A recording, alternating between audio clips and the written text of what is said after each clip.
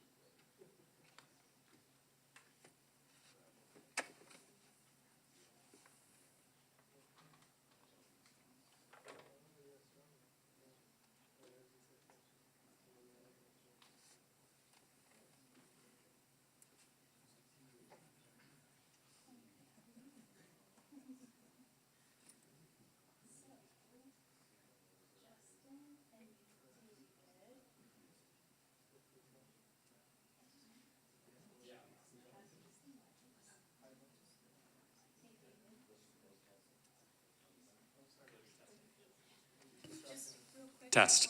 Yeah.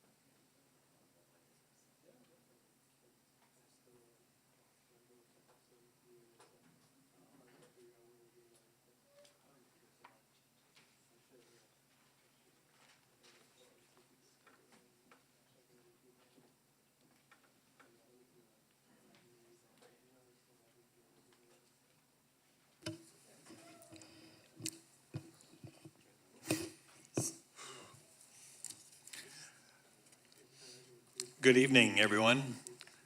I am Steve Kahn, Vice Chair of the Commission, and I would like to call this regular meeting of the Planning Commission to order. Before I call roll, I would like to welcome two new members of the Planning Commission, Justin Cooley and David Houghton. David Houghton. Would the Deputy City Clerk, Megan Wilbanks, please administer the oath of office? Thank you, Vice Chair Kahn. So Commissioner Cooley and Commissioner Houghton, if you could just raise your right hand, turn your microphones on so that the audio will capture, and just repeat after me. What you're going to be repeating is also on the certificate in front of you, if that's easier to follow along. So I state your name. Please start with Mr. Houghton. I, David Houghton, do solemnly swear or affirm. You may do the whole thing all at once. You'll just repeat after me. So if we could get Mr. Cooley to state his name. I, Justin Cooley, Do solemnly swear do solemnly swear Do solemnly swear that I will support and defend the Constitution of the United States that I will support and defend the Constitution of the United States that I will support and defend the Constitution of the United States and the Constitution of the State of California and the Constitution of the State of California against, and the Constitution of the State of California yeah, you guys can go at the same time if that's easier. Oh, we can? Yes. Stereo. Against all enemies, foreign and domestic, against all enemies, foreign and domestic, that I will bear true faith and allegiance that I That I will will bear true faith and allegiance to the Constitution of the United States to the to the Constitution of the United States and the Constitution of the State of California, and the Constitution of the State of California, that I take this obligation freely that I take this obligation freely without any mental reservation or purpose of evasion, without any mental reservation or purpose of evasion, and that I will well and faithfully discharge the duties upon which I'm about to enter. and that I will well and faithfully discharge the duties upon which I am about to enter. Thank you. Welcome. It's a hard part. Thanks. Thank you. Now, will you please call roll? Yes, I will. Commissioner Cooley. Here. Commissioner Francis. Here. Commissioner Hopkins will be absent tonight. Commissioner Houghton. Here. Commissioner Jorgensen. Here. Commissioner Munoz Morris. Here. Vice Chair Kahn. Here. As required by the Planning Commission bylaws, in the event of an unscheduled vacancy of the chair position, the commission must elect a member to serve as chair for the duration of the unexpired term, which ends April 1st, 2023. Would any of my fellow commissioners like to make a nomination? I would like to nominate Vice Chair Kahn. Any other nominations? I'd second that. That'd be fine. So we have a motion and a second to nominate the planning commissioner, or chair of the planning commission, me. All those in favor, say aye. Aye. All those opposed, say no. Very good. Thank you very much. And thank you now, Chair Khan. As you were the vice chair, we need one more additional action to appoint somebody to be vice chair. Do we have any nominations for that role? I'd like to nominate Michael Hopkins, who I think is, because he's not here, easiest to keep him from trying to run away from it. And in fact, I think he's the most senior member besides you that has not served as chair or vice chair. So that's why I'm doing that. Do we have a second? I'll second. Very good. So do we have, all those in favor signify by saying aye? Aye.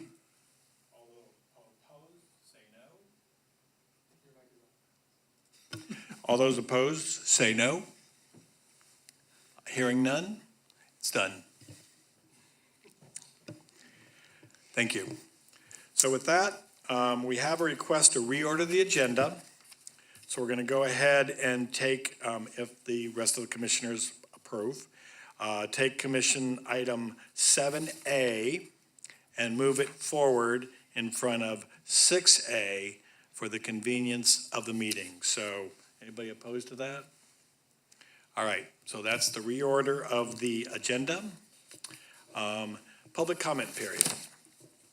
At this time, we'll hear public comment for items not on tonight's agenda. Items raised are generally referred to staff, and if action by the commission is necessary, may be scheduled for a future meeting. Deputy City Clerk, do you have any public comments?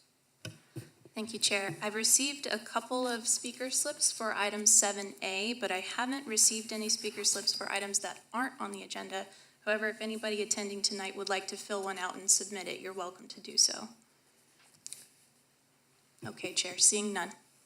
Thank you. And we have the consent calendar. Items may consist of matters deemed routine and non-controversial by staff.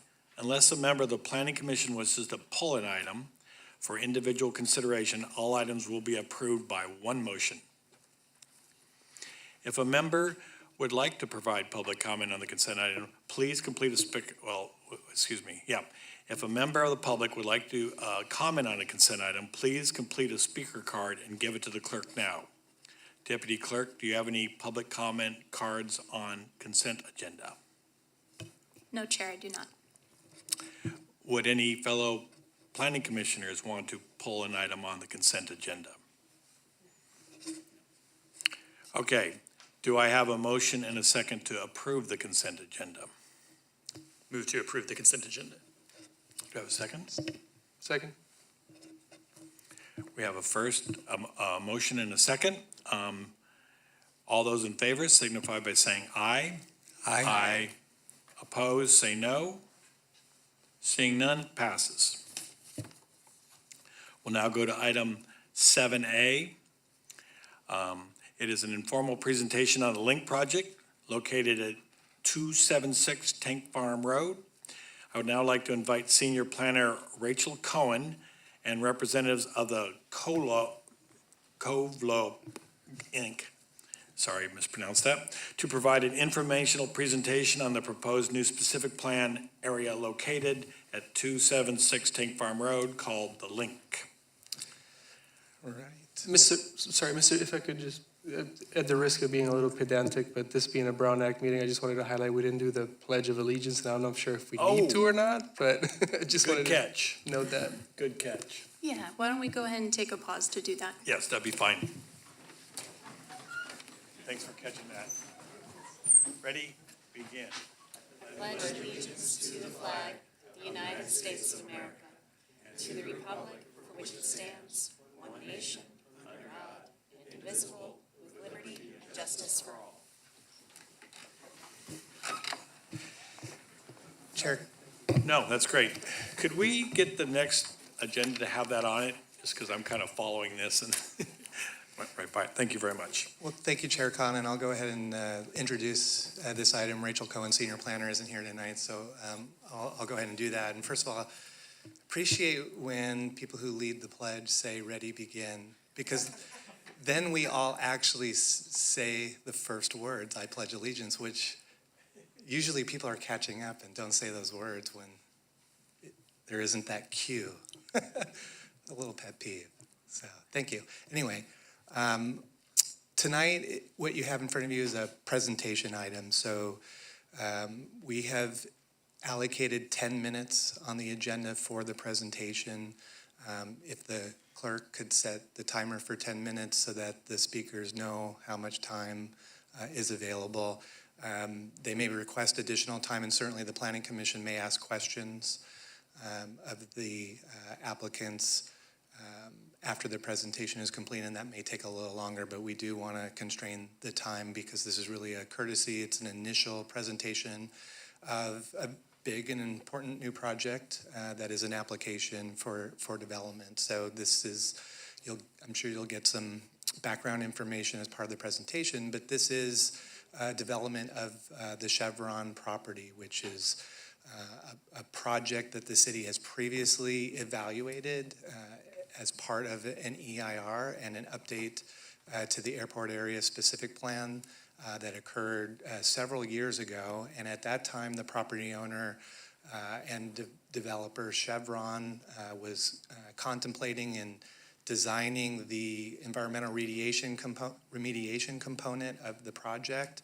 And there was a development component that they, at that time, chose not to pursue. The city was in negotiations with for a development agreement with the applicant at that time. However, we were never able to resolve major items associated with that. And so the Chevron has pursued remediation of the property in the county. The city was the lead agency on the EIR. We had planned to update our airport area specific plan, annex the property, and enable a subdivision and development, but that didn't happen. But the environmental remediation has occurred, is moving forward towards completion. The property has transacted, and now we're working with Covelop as applicants for the new development. And so that's just a little bit of the background and context. This is an annexation that has been authorized by the city council to pursue. We have previously initiated development agreement negotiations, and so we're really restarting a prior process, and we have the authority to move forward and process the application. And the new applicants, property owners, wanted the opportunity to give a presentation about their plans, and we thought that was a good idea. So thank you for those few minutes, and turn it over to the applicants to provide their presentation. Can I get the mouse or how should I advance the?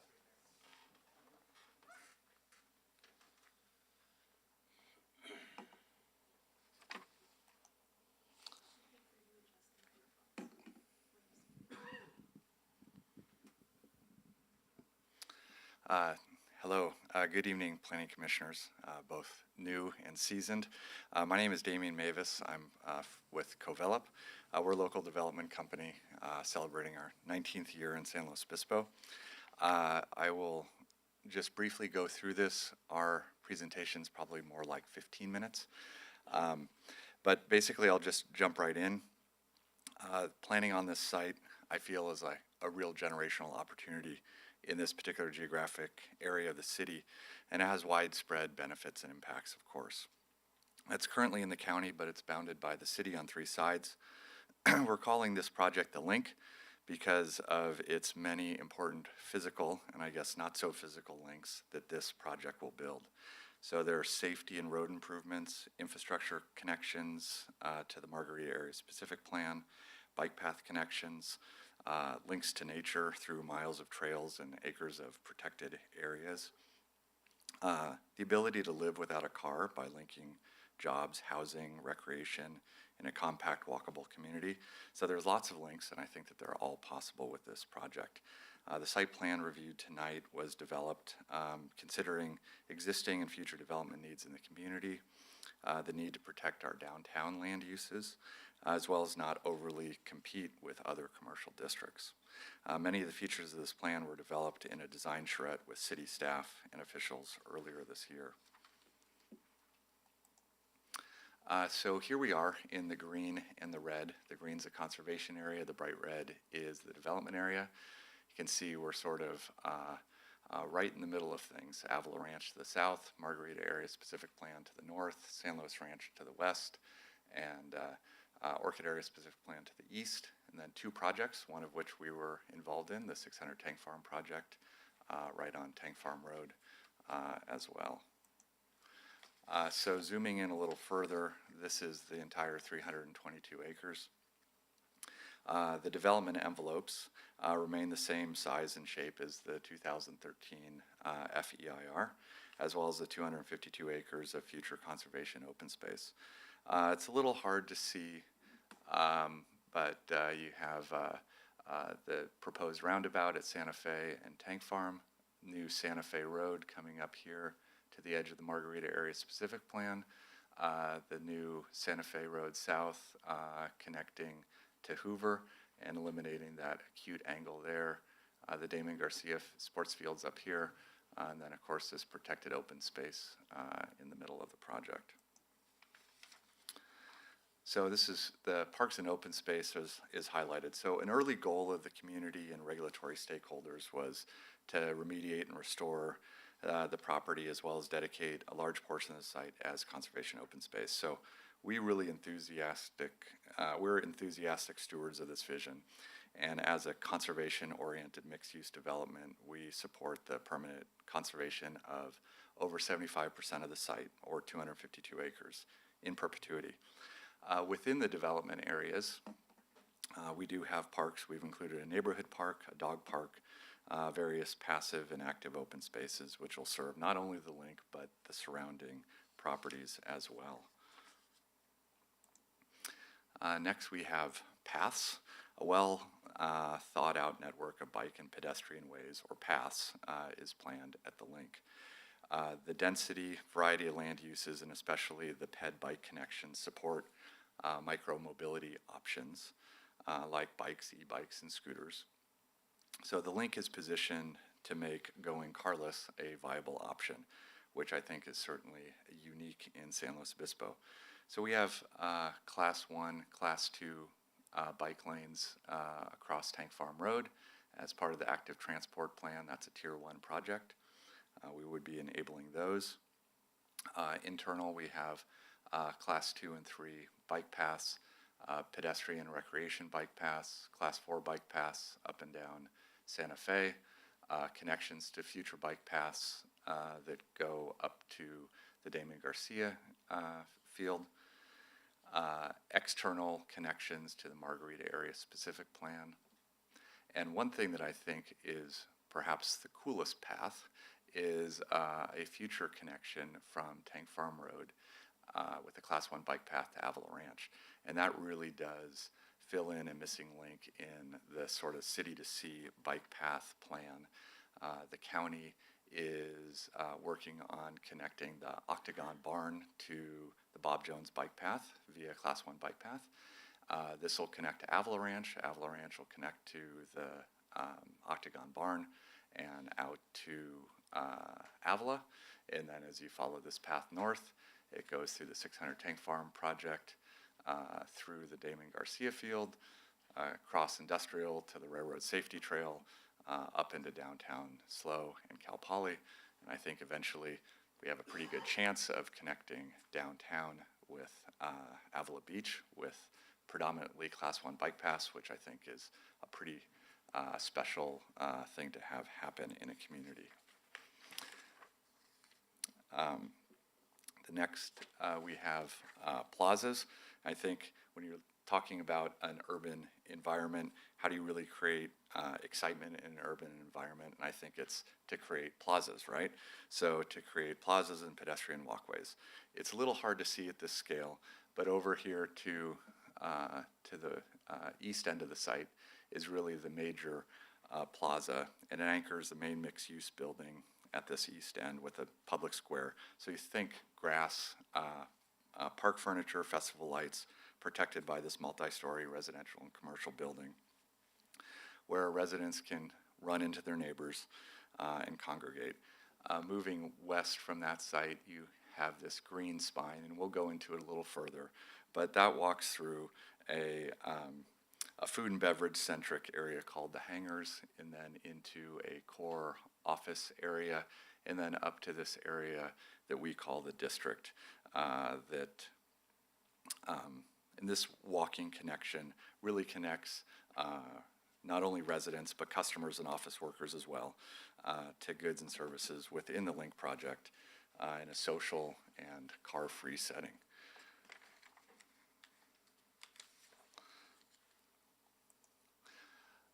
So this is the project statistics, and we'll kind of go through the land uses one by one.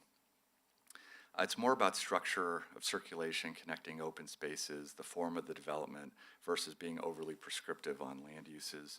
The overarching goal was to not compete with downtown and provide land uses that are either underrepresented or not really represented in SLO.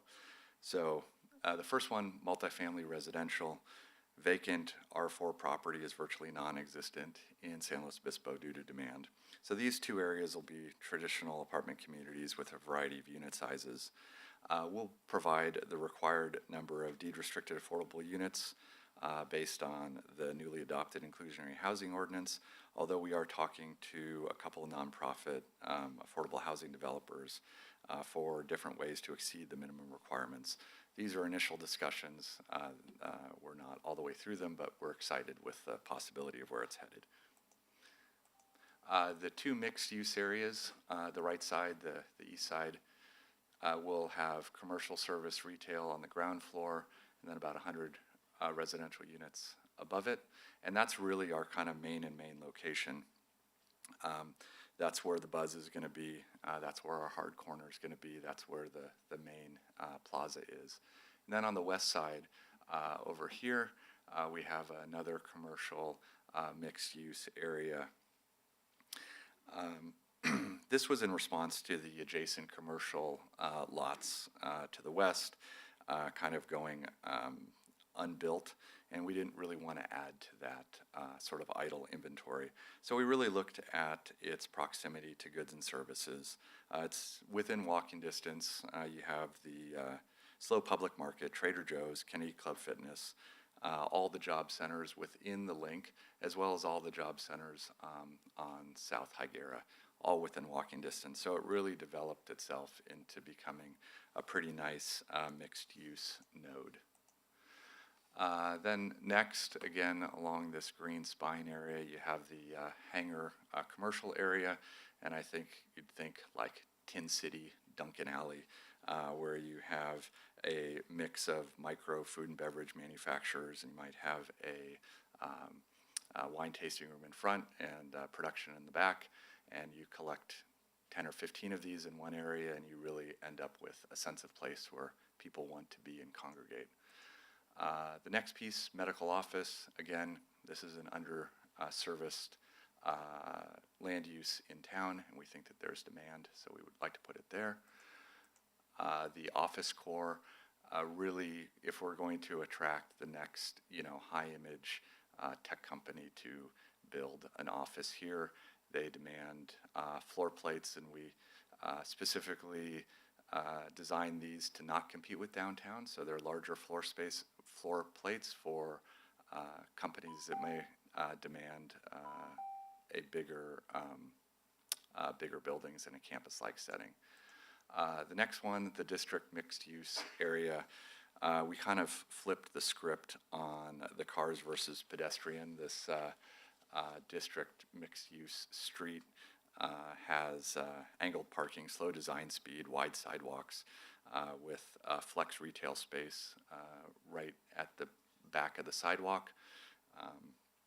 The uses would be retail in the front, inventory manufacturing in the back, uses that are too space intensive to be located downtown. So I'd think tile shops, cabinet shops, flexible enough for a brew pub or a co-working incubator space. This other thing over here to the west we're calling the Bark Dog Park, And so that's adjacent to the dog park where you could grab a burger or beer with your two-legged and four-legged friends. These R&D light manufacturing buildings, these would be sort of corporate headquarter type buildings where if you moved out of the incubator space or wanted to locate a build-to-suit specialized building, you could do it on one of these pads.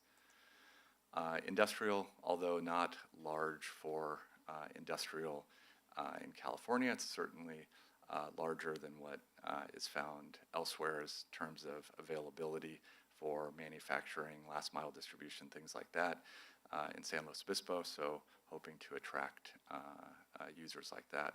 Just to the east of that, right here, is a space for Fire Station 5. And then we have the two public parks. So the middle park, centrally located for this entire neighborhood, and then stormwater basin / dog park. This is an overview as if you were kind of standing, if you were 300 feet tall and standing at the Damon Garcia parking lot. You have the 600 tank farm project that was recently approved in front in gray, kind of grayed out because it's not a part of this project. The future roundabout, tank farm moving to the west, the mixed-use building, hangar building, office buildings, the R&D area, larger manufacturing, multifamily. All this up here is the Marguerite Area Specific Plan. Santa Fe North will connect to the edge and will eventually connect up to the future Prado Road, creating more linkages both from a transportation standpoint as well as an infrastructure standpoint, looping water and gravity sewer from the Garcia Ranch, which is a key piece of the Marguerite Area Specific Plan. This is, again, district concept rendering, showing sort of simple building forms, but very pedestrian friendly. The office core, looking down that green spine. Again, if we're going to attract new high image office users in this particular business climate, it's going to have to be fully amenitized, and we really want the link to be front and center in terms of being able to achieve that. So at this point, I will hand it over to Steve Peck with Peck Planning. He's our land use consultant, and of course, at any time, we're available for questions. Thank you, Damien. Again, Stephen Peck with Peck Planning and Development. I'll be quick because we know you have a full agenda today. The left button.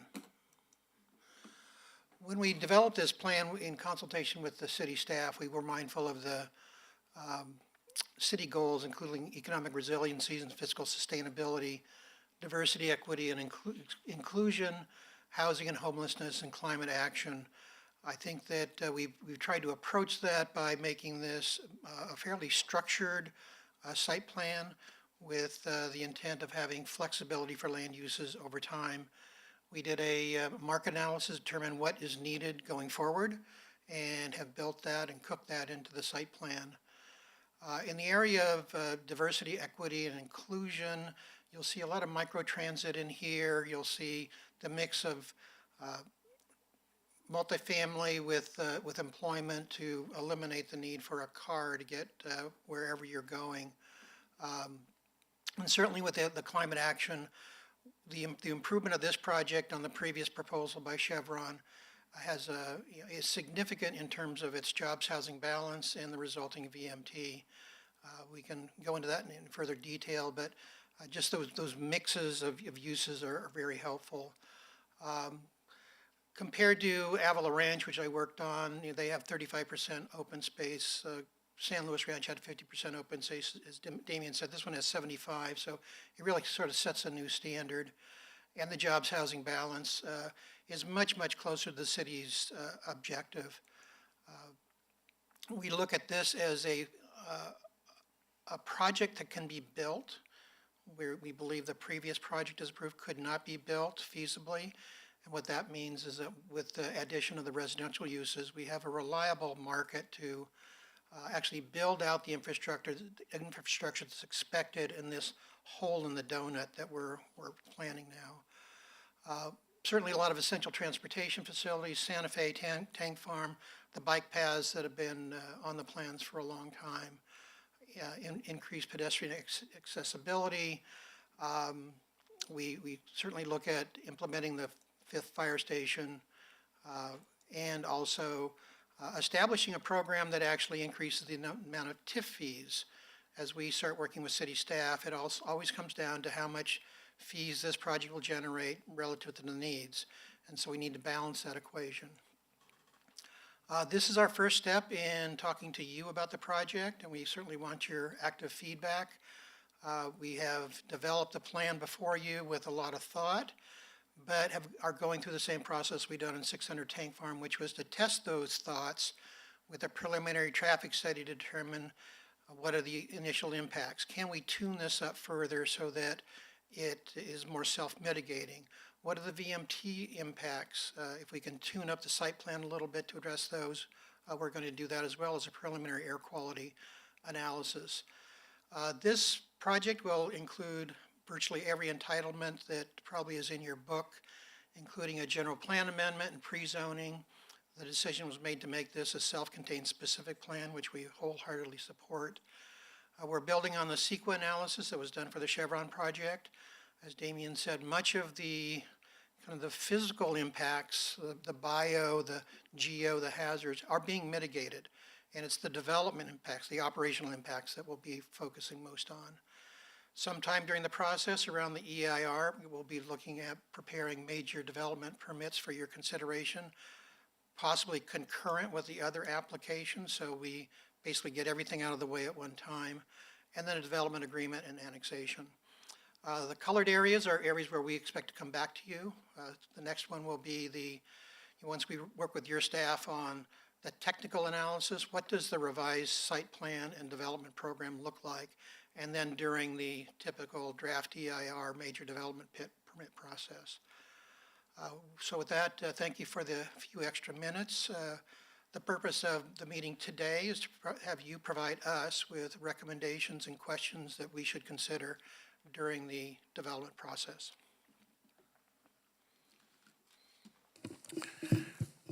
Very good.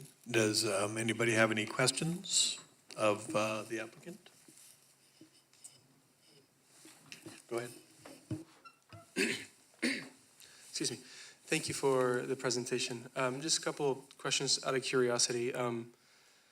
During the presentation, it was mentioned several times the not needing a car, but I don't recall hearing mention of a possible grocery store or kind of a food retailer of some sort beyond kind of restaurants, right? So, was there any consideration, or did I miss that? Is it in there and did I miss that?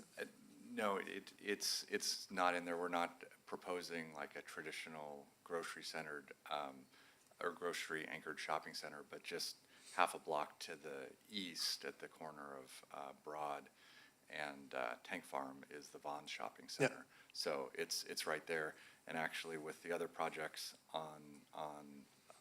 that are being planned, you'll be able to get there without ever having to go on to Broad Street. You'll be able to get there through bike paths, the Damon Garcia Sports Park, and across Broad. So there's pretty good. And is all that connectivity would be part of your project or part of the Margarita specific the area you highlighted? The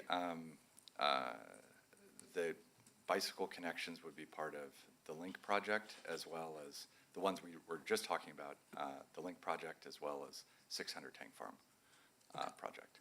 Gotcha. Okay. Sorry, a couple more questions, if it's okay? Yeah.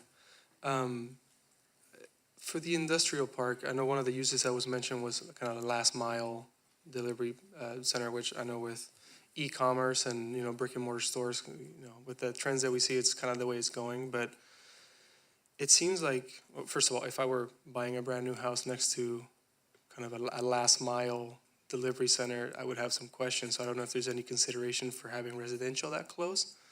But I think with the residential, my main concern, and I don't know if we can bring up kind of the site map that you had earlier, but what would be the main road access for vehicles coming into that, in and out of that industrial area? Because it looks to me like it's a straight shot down, right? Let's see, so Sort yes, of so there? there's this road would come into Yeah. Tank Farm Road. And So- it loops into Santa Fe that again would come down to Tank Farm Road.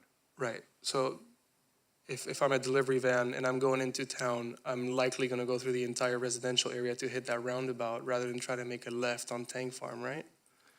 So, You know, that would be up to them. So the route through here goes, I mean, it's adjacent to the residential. Right. Through here. all that to say, just kind of some concern that if you have heavier vehicles kind of coming in and out of that road, that seems to be a dangerous turn, because I know how fast, I live just up the street, I know how fast traffic can go. And even with the roundabout there, it was just something that I wanted to Sure. bring up, yeah. Yeah, and we don't have any tenants in mind.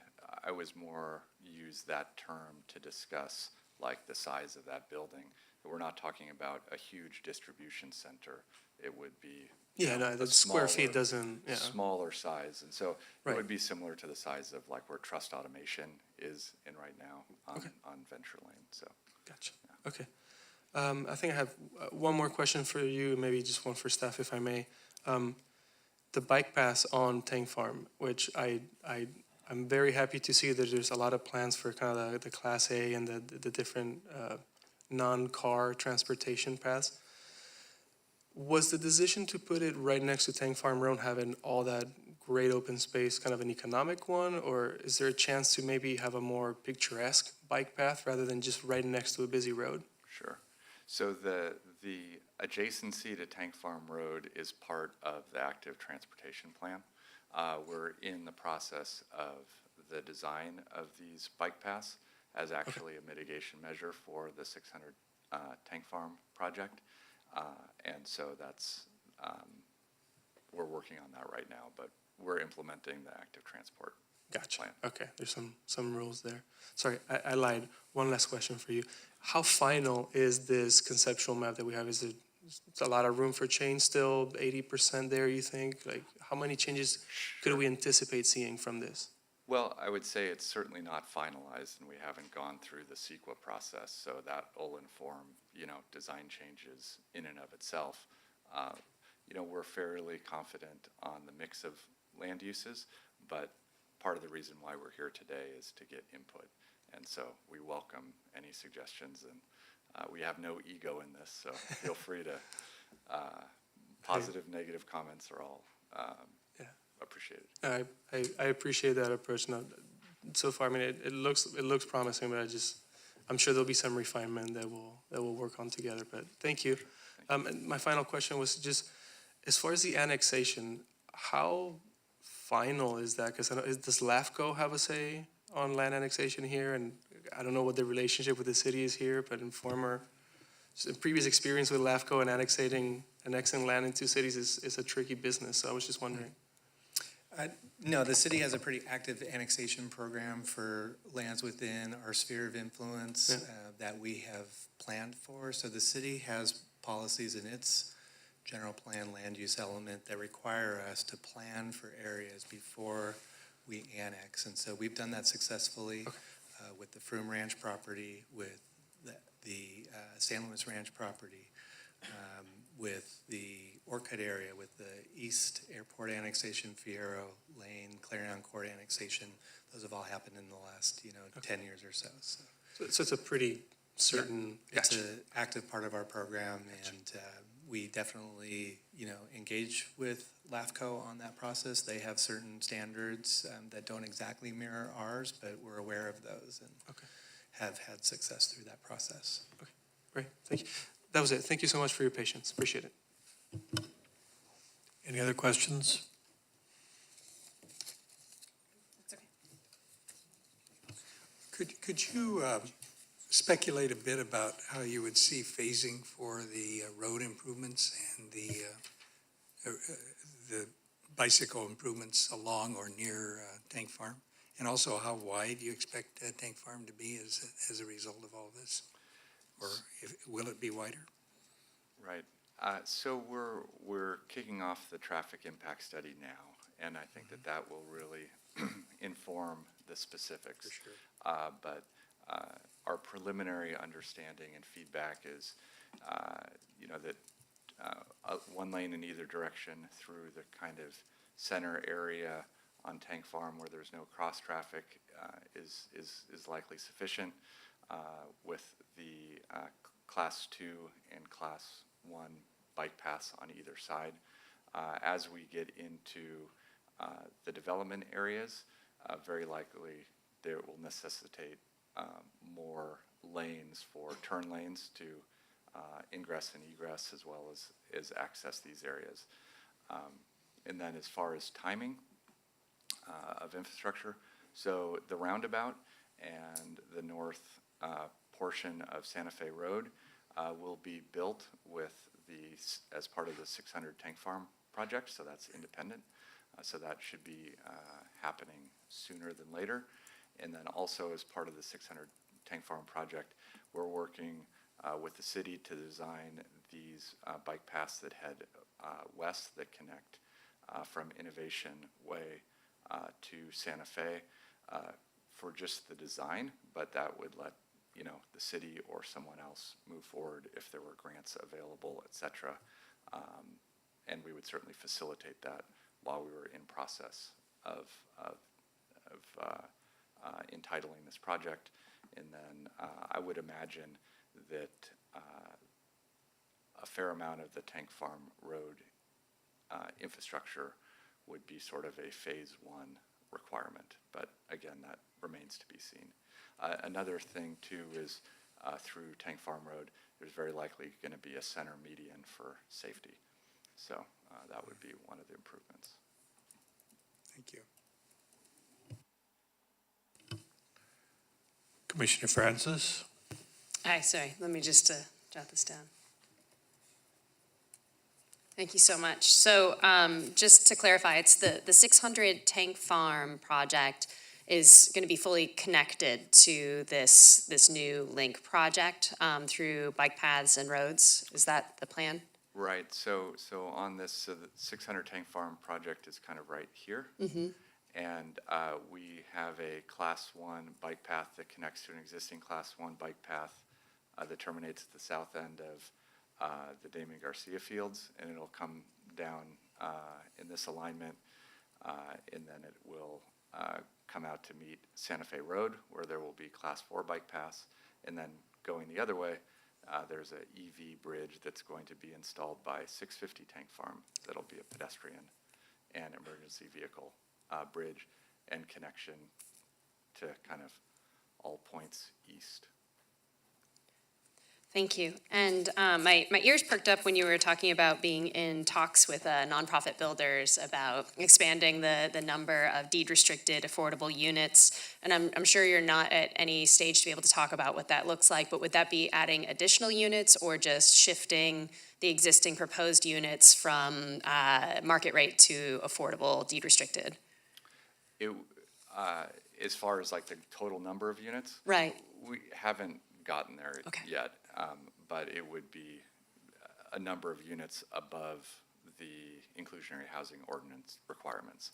Got it. And we're in talks, but until we figure out also the infrastructure costs and demands and stuff, it's a little premature to make any promises, but Right. we're certainly headed that direction. And do you have an anticipated kind of wrap-up date for when those talks would give us a clearer idea of how many deed-restricted units we'd be looking at, or? I don't have a Too hard to specific. predict. Yeah, it's hard to predict, but Yeah. that would be all part of the EIR process. Great. For sure. And then coming over to the open space, that 75% open space there, what's going to happen to it as far as its transition from current remediation phase to being open space with kind of vegetation, revitalization, retreeing, or what plans are in place for that? Sure. So the remediation and restoration plan has been and will continue to be an obligation of Chevron and Union Oil. So they're working on that now. They've been working on that for the past few years, and they will likely be working on it, through this decade. But that's a comprehensive remediation and restoration plan, and then when it's finally done, that will essentially make room for paths and walking trails and managed access to the open space. So they'll be completely overseeing all of the restoration portion and the re-veg portion? They'll be doing the work under a county permit, and then, they're working with the city on a conservation easement, so. Okay, that was going to be my next question. So what was going to be the mechanism for keeping that in conservation? Is that going to be conservation easement and then become city conservation land? The city would likely be the conservation easement holder. Okay, great. And one more quick question, I Sure. think. On the western portion of the project, am I understanding correctly that the housing is right up against Tank Farm there, and then behind that is commercial, or do I have that reversed? Reversed. Okay. It would be first level. Oh, yeah, retail, sorry. First level, retail on the south side. of Okay, Tank- great. Yeah, south side of the property, north side of Tank Farm. And then the residential would be on upper floors in the front, and then on all floors in the back. Wonderful, thank you. And I think I'm good for now. Okay. Commissioner Howden? Hello. I have a lot of questions, but this is early, so I'll just stick to the big stuff. I share the concerns with Tank Farm. I'm a bicyclist. I've ridden down there, and I do a little Hail Mary each time I take that stretch. So if there is a way to really separate that, that would be preferable for sure. You're right near the departure end of runway 29. There's going to be there already is significant noise over there.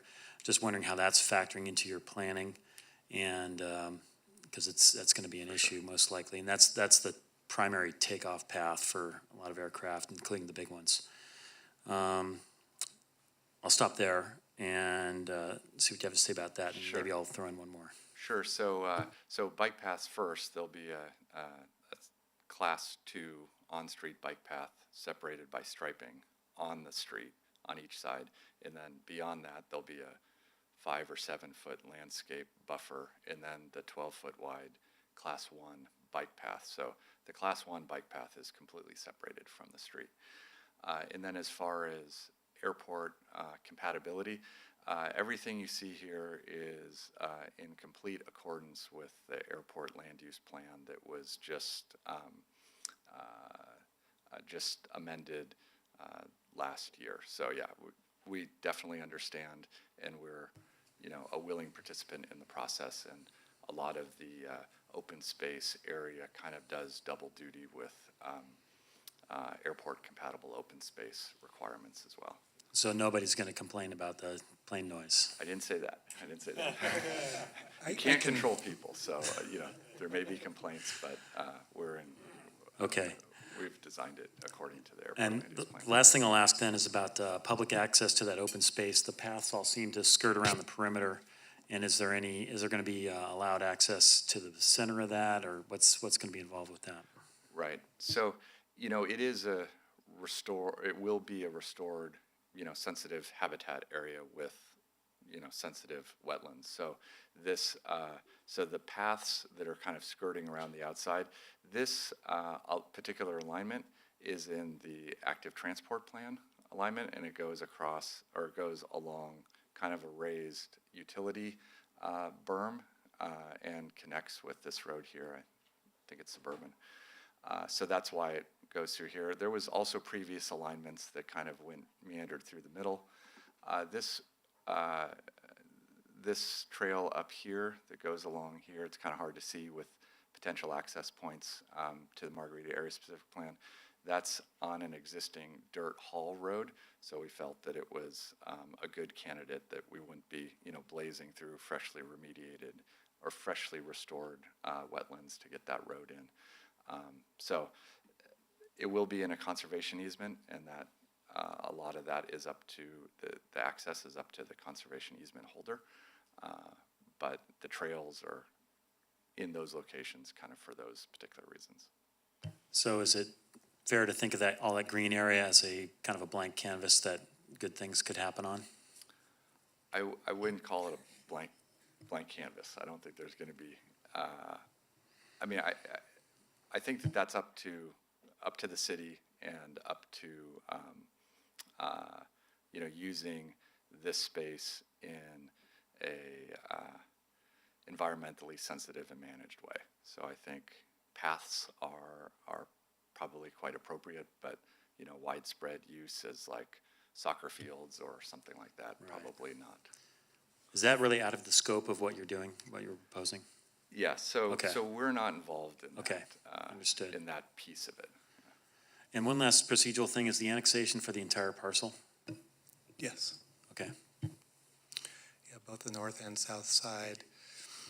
Yeah, this is a project that would not have been possible but for the major update to the airport land use plan that recently occurred. And so it's actually causing us to look at the larger airport area, and there's other aspects of change in the airport area that will probably be in our work program for the next financial plan. We're looking at this as essentially a specific plan within a specific plan, and also contemplating a development agreement as part of the entitlement process for the project. A couple other things I heard in terms of about the bike paths that is prescribed by the active transportation plan. We know that cyclists who are commuting, some of them prefer to be in the roadway, and some of them prefer to be separated from the roadway, but it isn't a recreational path in terms of it being nonlinear, and we're trying to, it's a transportation feature, trying to get people to their destination as quickly as possible, but the Class 1 paths are separated from the traffic.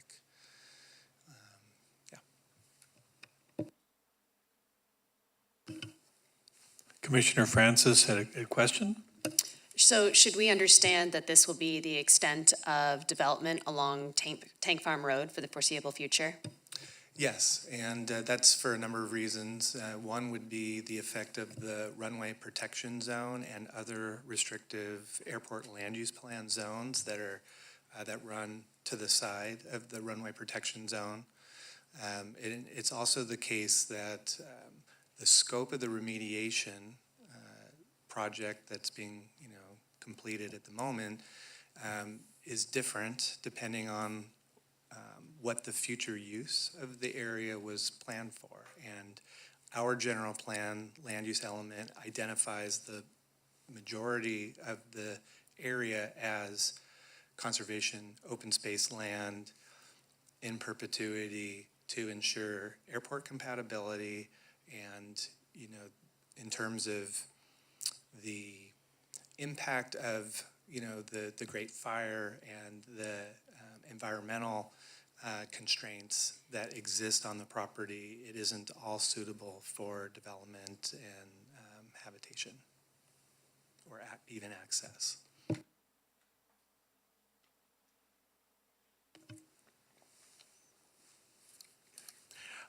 Any other questions? Last chance. All right, thank you very much, Mr. Mavis. I was impressed with your presentation. I'm really happy to see that whole corridor is being planned to develop. It's been a long time coming, and looking forward to it. Thank you, appreciate it. One thing I would encourage is that, and we've heard this many times, is the Tank Farm Road portion, the bike lanes, the widening of the road, the lighting of the road would be a great improvement for the entire community. That's, I hear that over and over and over again, complaints about Tank Farm Road. Thank you.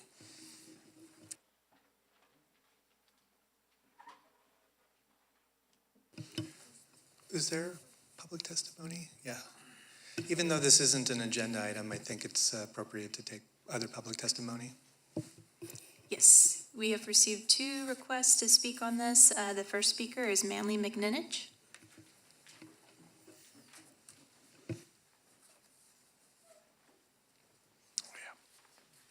Good evening. Thank you for your time tonight. Nice looking project, and hopefully with all the need for housing and everything, it starts moving forward and we can get more projects like this in place. But with that being said, one of the main things I haven't heard on this project or any other projects is how the people that are going to afford these units that are going to be living there, the people that are building them, that most of them will be coming in from out of the area. If you go over to any of these big projects that are going on right now, all the workforce, they're all from over in the valley, Bakersfield, places like that, because they can't afford to live here. And it's unfortunate that the folks that'll be building that can't afford to live in one of the apartments, even on the low-income ones, because the wages they're getting paid out there, on average, are about $24 to $25 an hour. That's wages that people were making back in the early 2000s, late 90s. The wages haven't kept up with the amount of work because there's such a influx of unskilled, untrained workers in our workforce nowadays in construction. And with all these folks coming in from out of the area, it just makes it to where it's increasing all the air pollution, everything, while the work production's going on.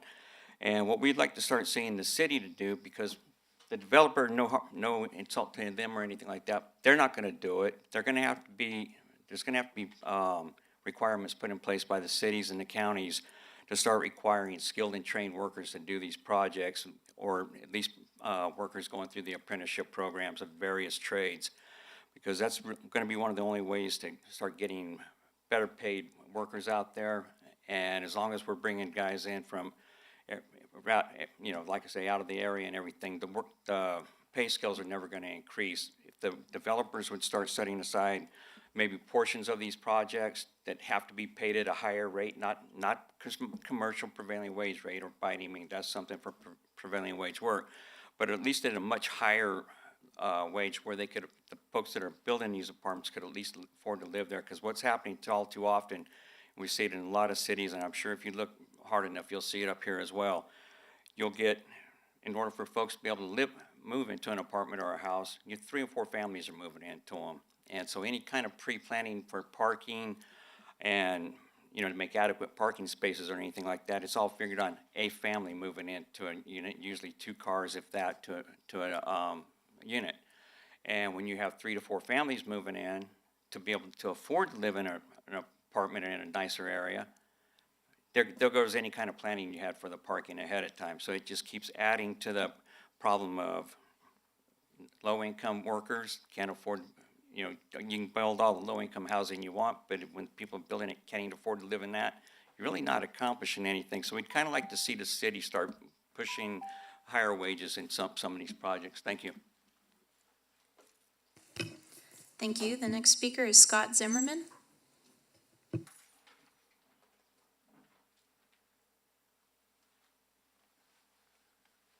All right. Good evening, everyone. Let's stem off of that, and I want to go back to what our presenter said of generational opportunity.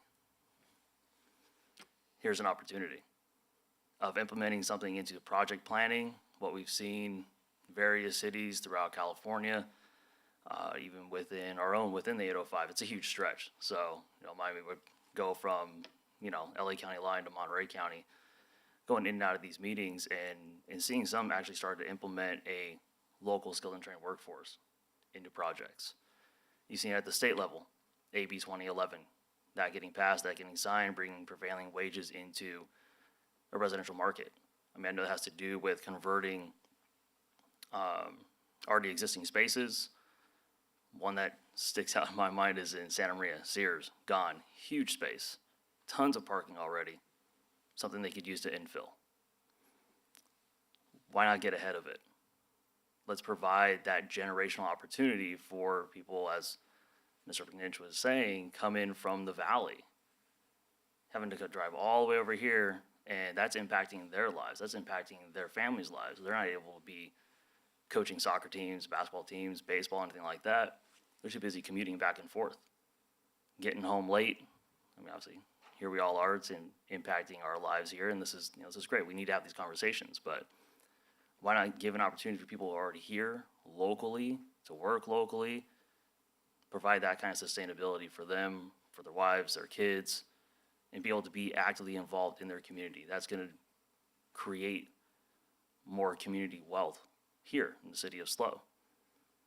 So I think we get ahead of it, start having that conversation early on about providing a local skill and trained workforce, utilizing a local apprenticeship program, having that conversation, sitting at the table now.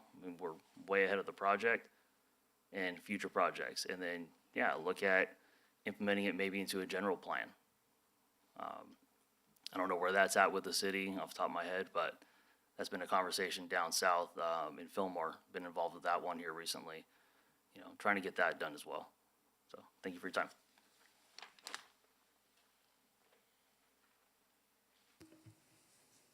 Okay, Chair, that was the end of public comment requests. Thank you very much. We will now go to item 6A, which is a study session on the general plan, climate adoption and safety element update.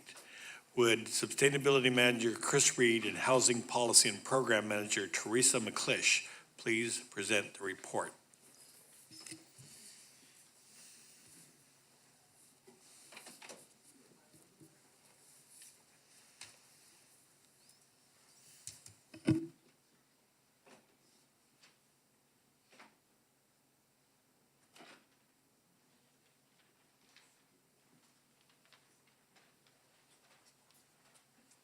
All right.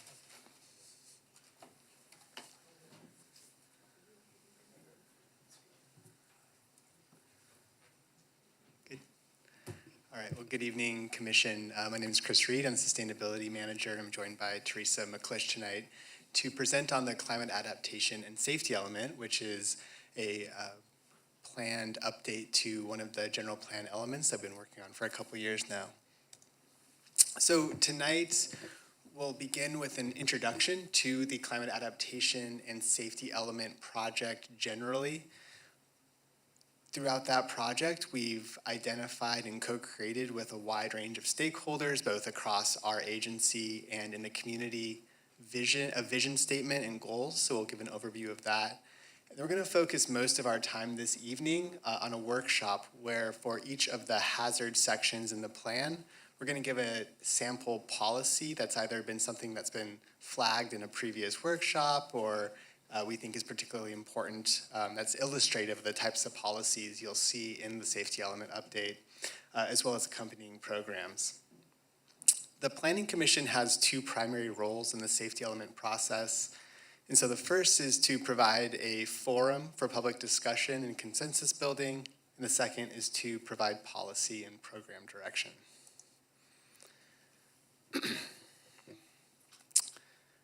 We're bringing forward a general plan safety element for a couple of reasons. So first, it was last comprehensively updated in 2000, and then was updated again in some minor revisions to bring it consistent with the land use and circulation element in 2014. Since that time, there's been substantial changes in state law around public safety and general plan planning.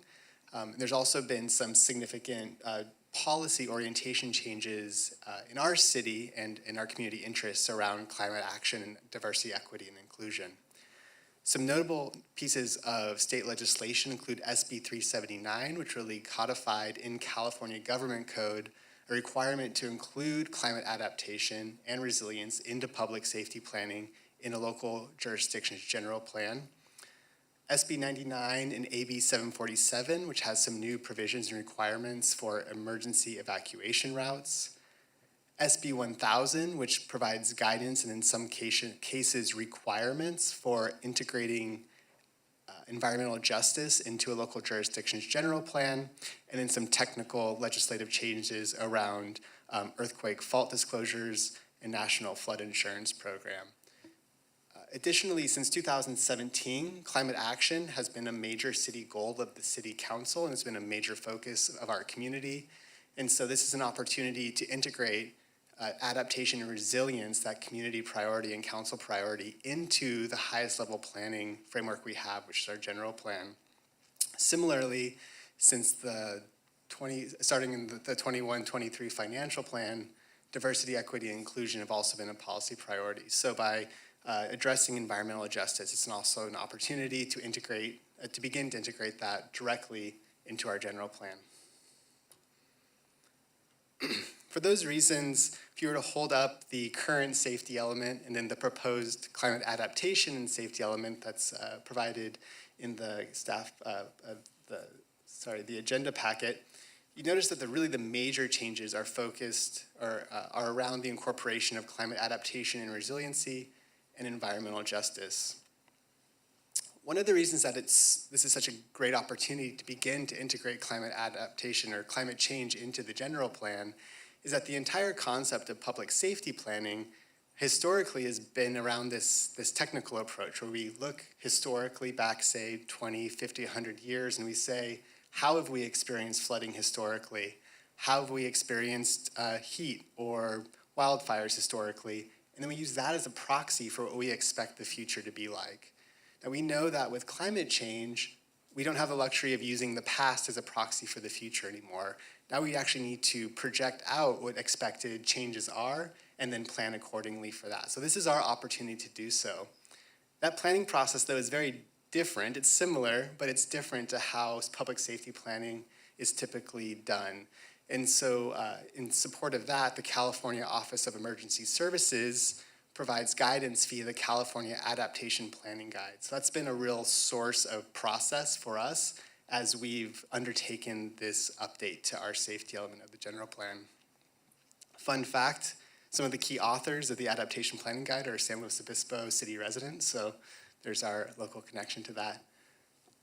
There's a different workshop where each of these steps we could spend 10 or 20 minutes on and really dig in deep, but we're gonna propose tonight just to give a quick 30-second, 1-minute overview of each, and then move on to the actual policies and programs, given how critical it is that we bring those back to you for approval in a way that reflects your preferences and is aligned with, is consistent with your expectations.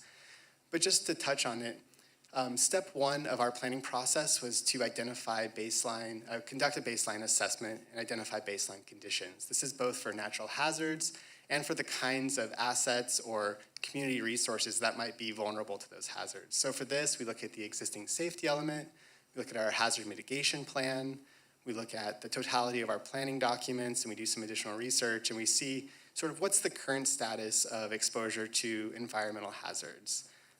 There's a little bit of a decodering I have here. That's included in the adaptation safety element as Appendix E, so that report in its entirety is provided in the packet in that way. So once we have that, then we can start to project forward and say, how do we expect climate change to affect those hazards as we experience them today into the future? And how are all those resources or assets in our community expected to be impacted by those changes?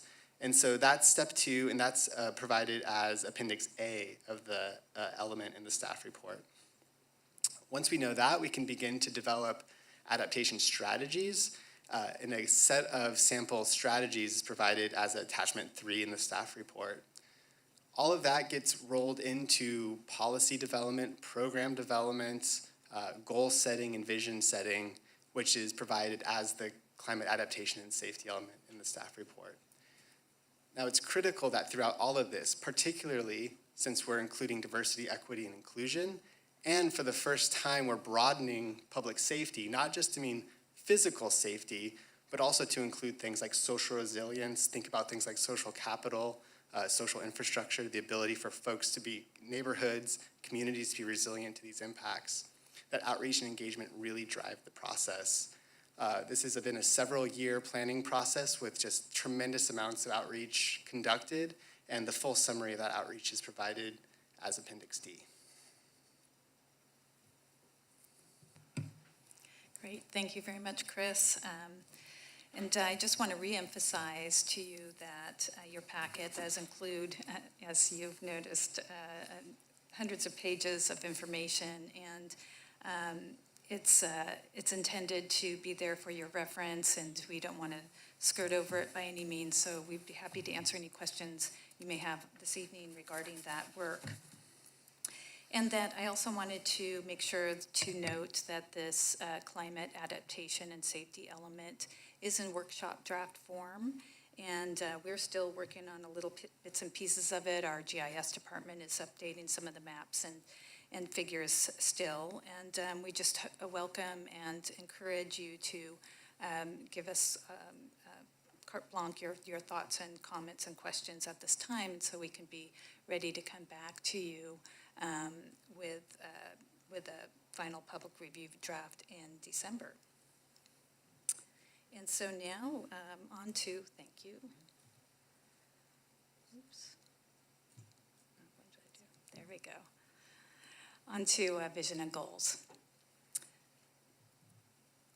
This climate adaptation and safety element assesses, as Chris mentioned, cities' vulnerability to hazards and establishes goals, policies, and implementation programs to protect people, property, and the natural environment. The vision is intended to provide a picture where an equitable and resilient community thrives despite the changing climate and other known hazards. For the construction of this vision, staff relied heavily on the community input we received during the Resilient Slow project and from the community's Resilience Roundtable that was formed as part of that grant work. And generally, each sentence is given to one of the goals dedicated on the left-hand side here. I'll go ahead and have Chris read this vision statement as it is indeed our North Star for the purposes of this general plan element. All right, you ready?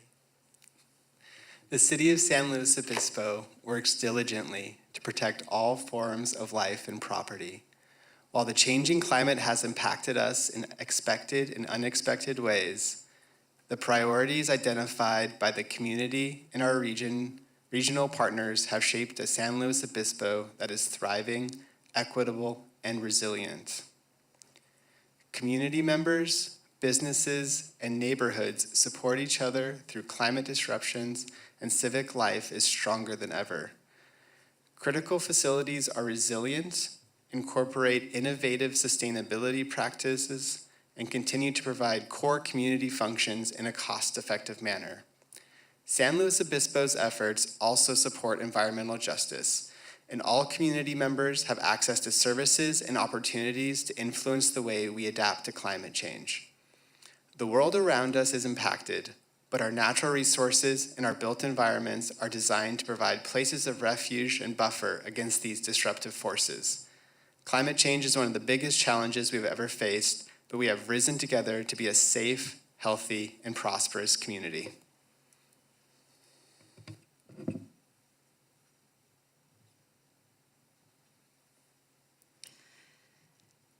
Thank you for that, Chris. And I just will touch base a little bit on sort of the evolution of the goals that occurred throughout the grant program and as we were starting to formulate the policies and programs before you.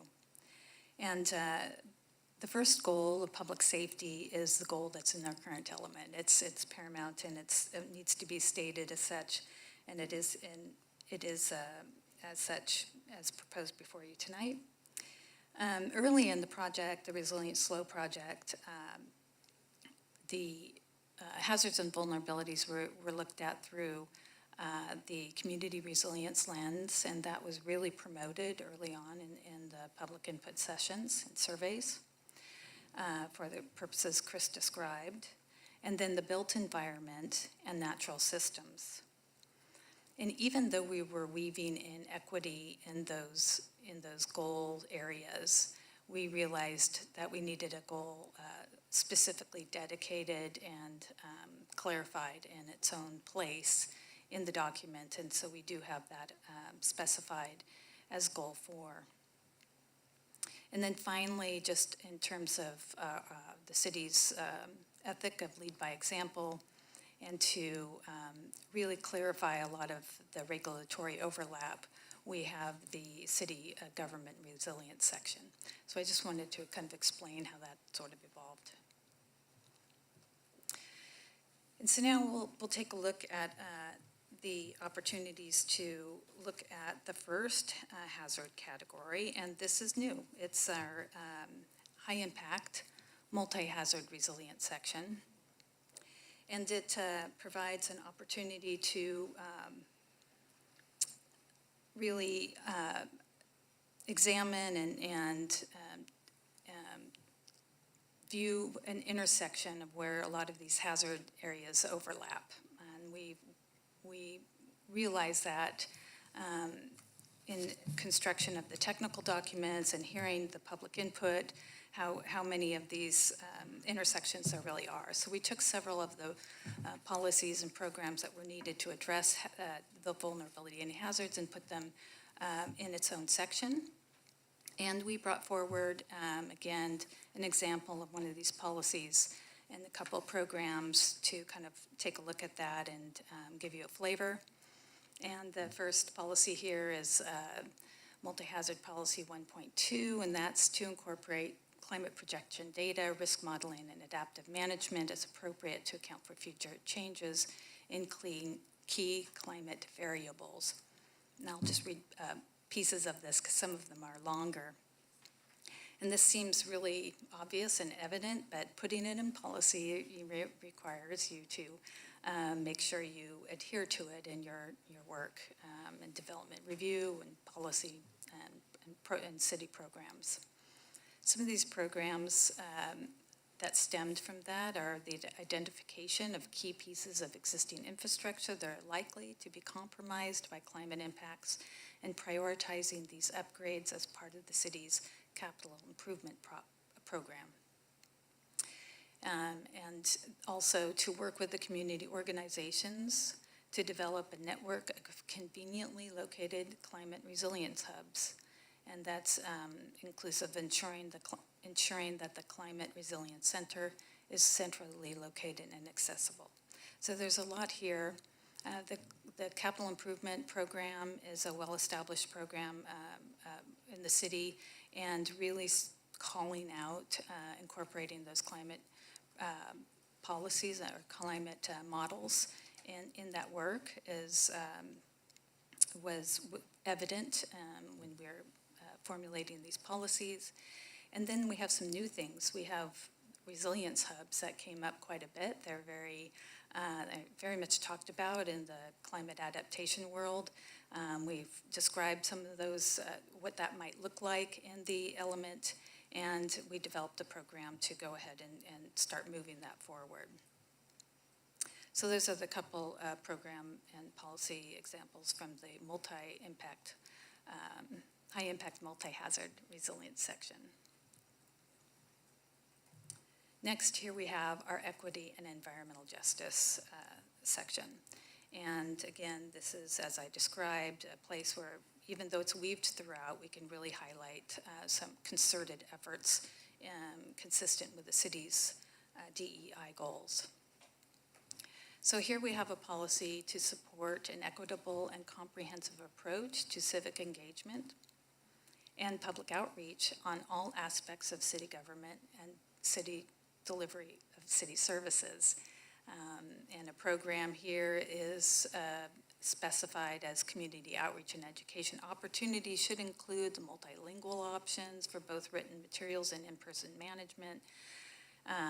That the events should include demographic surveys as part of the community outreach, and ensuring participants and are representative of the demographic makeup of the city's population as a whole. We sure notice this. The city is undergoing an update to their public engagement manual now. This program will be implemented in that, and it's really important for the safety and resiliency of the community moving forward and what we're expecting and with climate risks. And this was we had an environmental justice working group as part of the Resilience Roundtable, and that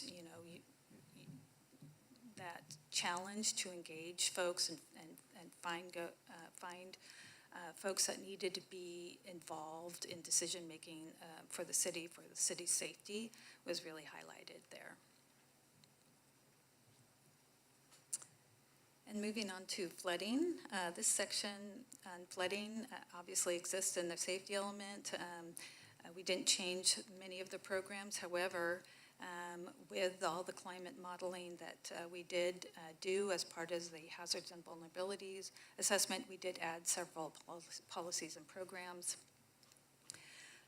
This section considers existing policies and requirements with our floodplain management ordinance, as well as a multi-jurisdictional hazard mitigation plan annex for the city.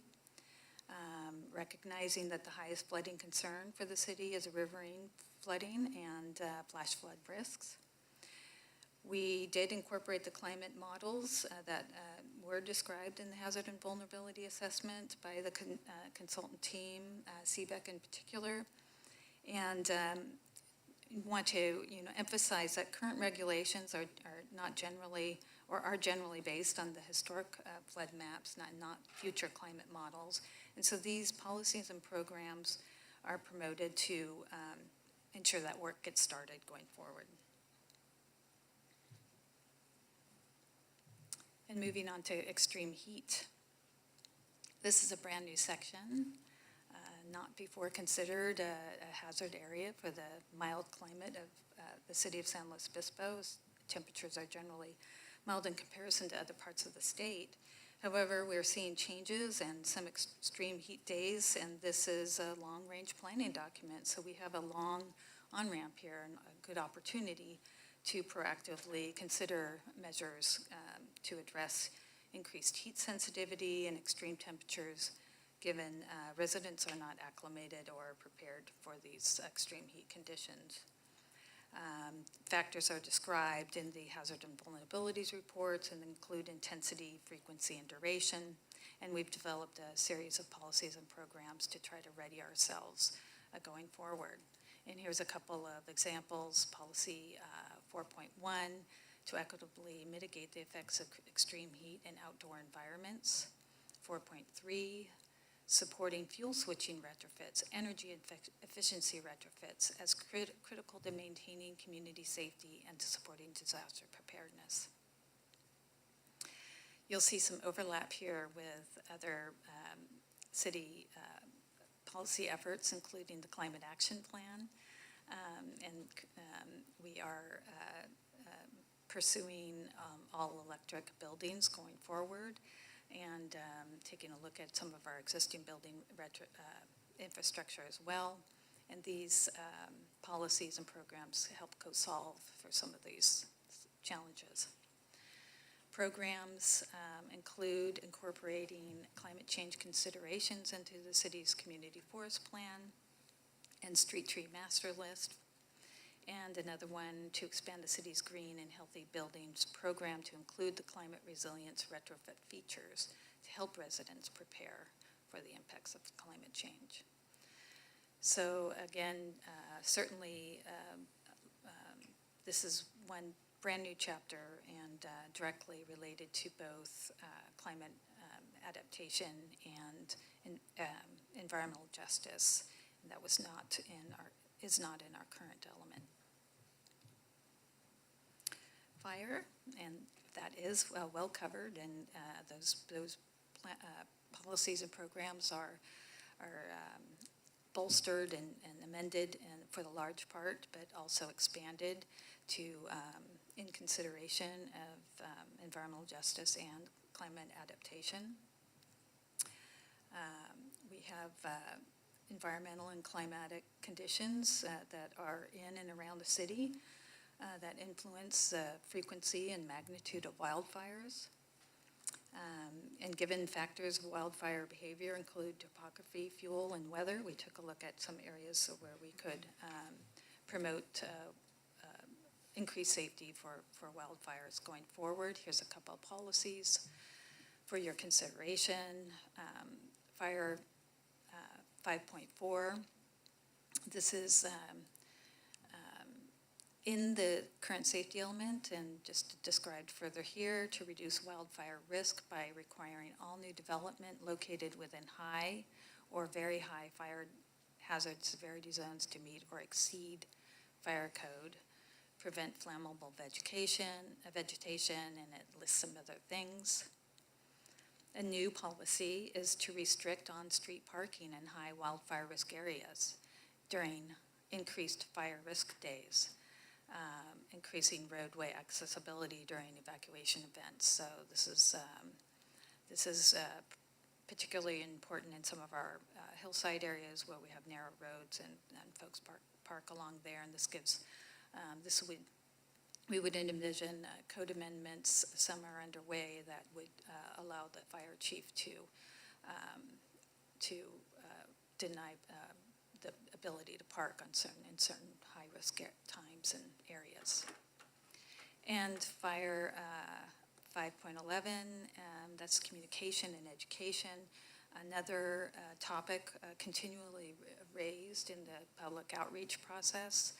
And this is an example of promoting one of those programs, communicating with the public about fire risks and prevention. You may have recently enjoyed the Ready, Set, Go presentations that were recently done by our fire department. And here's a program that we brought forward, just again, something that's talked about a lot now, we're hearing a lot about. And this would be to proactively provide information for the installation of battery storage systems for existing developments, prioritizing resource allocation to residents facing additional risks from public safety power shutoffs. Did I say that right? Yeah. And earthquakes and other geological hazards, existing chapter in the safety element. This is probably least changed because it doesn't typically deal with climate change. But we did expand in a few areas. Here's an example policy, and this is to require new developments to ensure structural stability while not creating or contributing to erosion, subsidence, or geologic instability or destruction of the site surrounding area.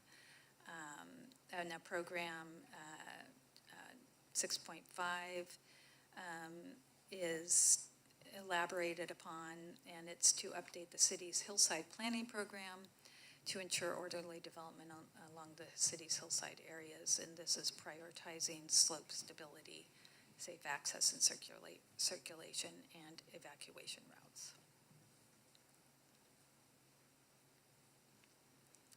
And finally, the last category, and I realize I'm running through a lot of information quickly, but hopefully you certainly will come out with a flavor for these, for the structure of the document. And this is city operations and emergency services. This subsection really provides an opportunity to identify and ensure consistency with overlapping programs, such as the city's emergency operations plan and the multi-jurisdictional hazard mitigation plan and the county's airport land use plan. But it also includes some procedural steps that we can take toward increasing community resiliency. A policy example here is development, including access and utility systems, shall be directed away from hazardous areas as described in the hazard mitigation plan, and some policies about conducting feasibility study for developing a clean energy microgrid for key city facilities to provide clean and reliant backup power during utilities disruptions. Again, conversations that you're hearing a lot about in the community, and driving a program to start being able to address that in a proactive manner. And another program here is to develop and adopt a climate resiliency checklist to ensure that new residential and non-residential development in the city is designed and built to withstand the forecasted impacts of climate change. We are kind of utilizing a checklist format in some of our CEQA review for GHG emissions, and it's helpful. And this would be outside CEQA, but another type of checklist that we can helps for the procedural, consistency in reviewing projects for climate resiliency. So how do we do all of this work? The implementation of the policies and programs are over time. This is a very long-range policy document, and they're described in a draft section D in the climate adaptation and safety element. Realizing and elaborated upon, and there is a continual and sustained community engagement for this work, and then an implementation work plan checklist there. And this, as with every general plan element, is reported annually in our general plan annual report. The next steps are to finalize this draft climate adaptation and safety element, and that's going to be inclusive of conducting environmental review in compliance with the California Environmental Quality Act. We do have a document prepared and ready for circulation for a negative declaration. We're continuing consultation required by the state. That's tribal consultation. We have to also consult with the California Geologic Survey of the Department of Conservation for geologic hazards, and the State Board of Forestry and Fire Protection, and CAL FIRE for the fire sections. So, as Chris mentioned, we have been marching forward over a number of months in preparation to get to this point, but the policies and programs that are before you today really haven't been, vetted altogether in the climate adaptation and safety element draft. So we look forward to these next couple months and your review of that and the public's review, and making those revisions and returning to you tentatively scheduled on December 14th, and not 2002, 2022. And that concludes staff's presentation. I have some folks here that can help kind of field questions from you this evening. Obviously, Chris and I can. We have Andrew Martin from Ascent Environmental. Ascent Environmental was a consultant that was hired through an RFP process in the Resilient Slow grant project, and now here for the California Environmental Quality Act work, but also available to support staff this evening for questions. And we have Shauna Scott from Utilities and Lucia Pullman from the Office of Sustainability. It's been, there's been a lot of staff for different departments touching this document, and I would also like to extend a big thank you for the public out there who have engaged in one way or another through, due to COVID-19 shutdowns, a lot of digital and virtual meetings and workshops talking about resiliency while the sky was orange and we were in heat waves, et cetera, in the early phases of this project. So it's a challenging topic, and I really do thank the public that have engaged so far. And with that, we'd be happy to answer some questions. Thank you, Chris and Teresa. Excuse me. It's quite an undertaking to redo the safety element with a different look, with a climate change look. Trying to say, guess what's going to happen in 10 years, 20 years, 30 years. Whereas, like you said at the beginning of the presentation, the old way of just saying what happened in the past and how we're going to deal with it. So, daunting task, and I appreciate you guys taking it on. With that, are there any questions for staff? I see we have some. We'll start from this side over here with Commissioner Jorgensen. Thank you. I'd like to underscore how much you've done, what a big process it is, but it's the biggest problem we've ever faced. And I'm sort of channeling, say, President Obama, who was a community organizer. This would be a very radical way to reorganize the way we do things, the way we organize our community, the way we face really big challenges. And I think it's just marvelous work that you've gotten so far. A couple of things and I love that tonight's presentation, that you drilled down to some very specific programs to make these goals a little more real for us. So a couple of things I was just curious about in a way. Very early on, maybe your first slide was about multi-hazards. And I wasn't quite taking notes then, I was just kind of hearing it, so I probably got it wrong. But there was something about like hubs for resiliency. And one of the things that I'm kind of concerned about is it's a jurisdictional challenge. It's not in your bailiwick. But the schools are just very busy right now hardening their borders and, in my view, starting to make it harder and harder for communities to use those resources, and they're tremendous resources if you think of all the schools and the shops and the playgrounds and everything. It isn't that you can't rent a space to have a soccer team practice. It's bigger than that. It's more concern about what's happened at schools for very good reasons to be concerned.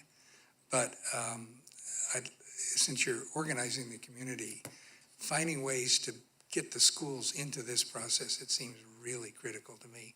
In fact, they're likely to be hubs in many cases anyhow. So how to be sure that they're in the middle of this seems important to me. Another kind of thing is looking through the draft, which is just absolutely fascinating, at, for instance, how the open spaces are at such high risk for fire, almost everyone all the time. So that also then puts more pressure on residences near the open spaces. That's one thing. And those defensive steps and the kind of work we've got to do to kind of harden our houses probably ought to be a very high priority there. And then in that fire FL section 5.8, I did take a note this time. It says we'd probably try to restrict on-street parking in high-risk areas on days where there is increased fire risk. Well, yes, but the fact that so many of our open spaces in the trail systems are just filled to the brim with parking in neighborhoods to get there. So at some level, there's a kind of irony that we have to drive our cars to go walk. And the more we can use our active transportation planning in this kind of lens to make it as easy as possible for people to walk and bike, even if it's e-bike, to be able to use our open spaces would make a lot of sense so that we're not so dependent on cars to do that. It sounds like a very hard thing to kind of, the rangers can put out signs that block traffic, I suppose, but there's a lot of cars that use all these, and we're going to have a lot more risk days, I'll bet, in the future. So it's an interesting problem, but I just couldn't resist the mentioning the irony. Lastly,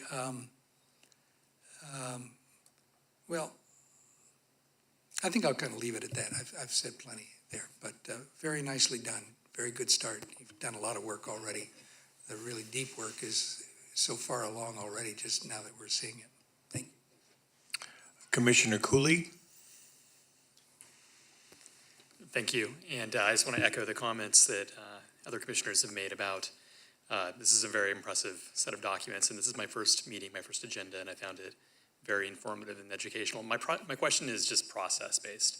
I see you're tentatively scheduled to come back on December 14th. In between now and then, will there be additional community outreach, additional workshops?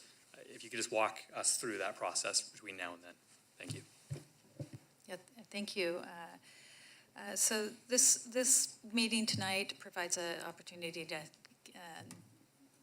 get the document out for public to view it and start commenting on it. We don't have a scheduled workshop on it, but we will certainly, we've just recently met with members of our Resilient Roundtable, shopped some of these policies with them. We can follow up with them as well and try to generate, remind folks that it's coming back for public hearings. And so I don't have a road show scheduled for it because we did so much at the beginning, but certainly hearing that that would be beneficial before coming back to Planning Commission, at least getting the word out and reminding folks to take a look at all the good work that they participated in it. And I apologize for coming into this late, but if the public hearing this did want to provide additional comments, what's the best way for them to do that? Absolutely, to contact myself or Chris Reed at the city. They can just provide comments to us or call us and ask questions.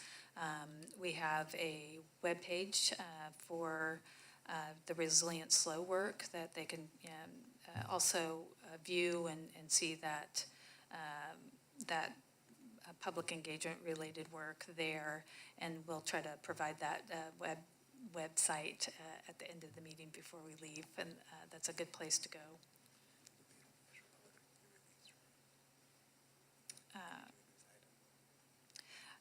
And after we receive the initial feedback on this draft, we're going to incorporate those changes, and we'll push out the final public review draft. And with that, we can provide a notification to folks that are signed up for our notification through the city. Thank you.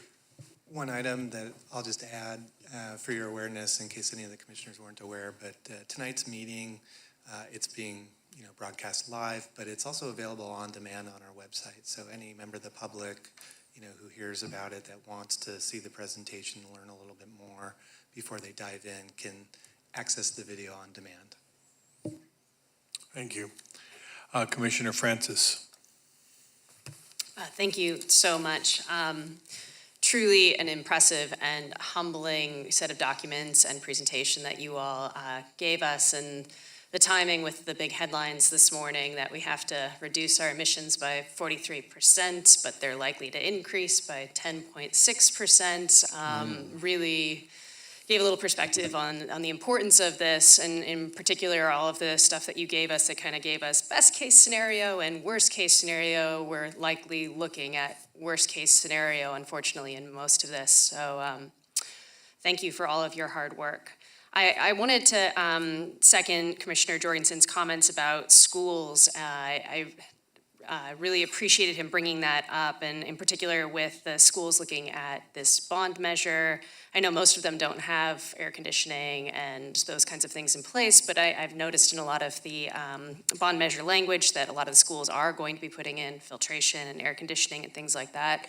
And so I wondered to what extent the city is working with the school district to kind of focus on those as resiliency hubs and helping them plan for what that bond measure will put in place. My second question was around the procedural question that you had asked. And a lot of the policies and plans in here seem conceptual at this stage. And so to what extent are you looking for us to give specific feedback about what policies and plans we want to see under each one of those headlines? Or is that really going to be a matter of getting the community feedback and deciding then which make the most sense in light of what we want to do here? Great questions. I certainly am understanding the desire and need to work directly with schools, and we can certainly look harder at that. We have looked at opportunities in some of our work for our existing buildings, for example, and prioritizing affordable housing partners and those developments. And thank you for putting schools and giving that as an example of a great priority. And regarding your procedural questions, yes, policies for the general plan, are often written very, very generally. And then the programs drill down a bit more. And sometimes the program might be a code amendment, a development code amendment that requires a whole work program to complete, along with its own community outreach. So really what we're looking for is, what are we missing? It is very important to make sure we're encompassing, the biggest needs and in an equitable way. And so that would be very, very useful, just to identify those missing pieces that we hope aren't here, but we sure want to know if they are, so we can include it. I was happy to see all the language around the community resilience ambassadors. It's really been shown to be a useful model in a lot of different, for a lot of different things. Also takes an incredible amount of time and investment. And so I was wondering, what the plan is for when and how we hit the road and what kind of investment, and then also sort of the oversight and continuity issue that goes along with that, making sure that once you identify those folks, how are they supported, and then creating new relationships so that they're bringing up the next generation and group, they're being mentors as well. It's such a complex process. And so what do we have in place in order to put that kind of program in place? That's a great question. So I think in all of the programs, when we had ideas raised by community members or through the Resilience Roundtable when we were vetting whether to include them in here or not, we typically tried to identify programs that had sort of an existing pathway to implementation or could be easily implemented with expected grant resources through like the governor's climate trailer bill or through some of the federal legislation. In this case, there's a wide range of intensities of what this program could look like. At a small level, at a minimal level, the Cal Poly has been successful in developing the Climate Core Fellowship Program. So leveraging that to do maybe some pilots or some small scale examples of what a neighborhood ambassador program could look like.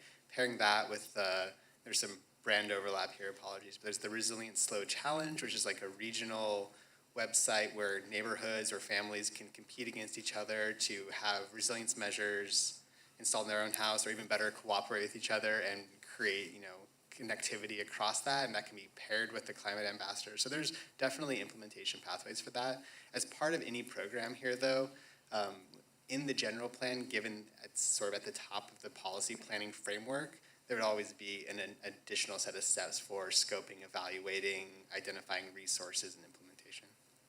Kind of in the same sort of vein here, there was a lot of discussion getting into the flooding section, pages 23 through 37 in the packet, talked a lot about kind of restoring riparian corridors and the mid-Higuera bypass and how historically the areas would have had heavy sycamores and cottonwoods. And I know we also have that plan in the city to bring in 10,000 trees. And to what extent are those two projects sort of interlinked at this point, or is that just a future collaboration we could look to do? And thanks, very good question. I think just one broader comment on a response to that question is there has been a very intentional sort of interlinking of strategic plans and other general plans. I mean, obviously we have to be consistent with all of our planning framework, but beyond consistency to actually collaborative connectivity between the active transportation plan and the safety element, between the climate action plan and the safety element. And that includes items around reforestation and tree planting. So it's very intentional that we don't have a program for tree planting over here and a program for tree planting and creek restoration over here, that they're the same program. And what we're finding is that in the sustainability work, we can bring outside resources because there's a really rich funding environment for these types of programs. And then we can co-solve for climate resilience, for GHG reduction, for neighborhood well-being and greening. And so in this case, those are similar overlap programs. Similarly, point out the Mid-Higuera bypass, a really critical flooding piece of infrastructure and one that's sort of programmed in this sort of current look ahead for capital improvement projects. And just one more, I'm so sorry. But there was a lot of discussion, I'm moving ahead to kind of the heat section and how we were talking about or working on retrofitting homes with heat pumps. There was a little figure later on about 34% of the homes in the county have air conditioning, and they extrapolated out that it was likely a similar number in the city, but that feels like maybe not, just because having been in a lot of people's homes, I don't know that I've seen much air conditioning. With so many of our residents being renters, over 60% of our population, talking about retrofitting these homes, that's not really gonna touch them. So what's our plan for, that's a very big question, but how are we looking at trying to make sure that our renters aren't left out of this?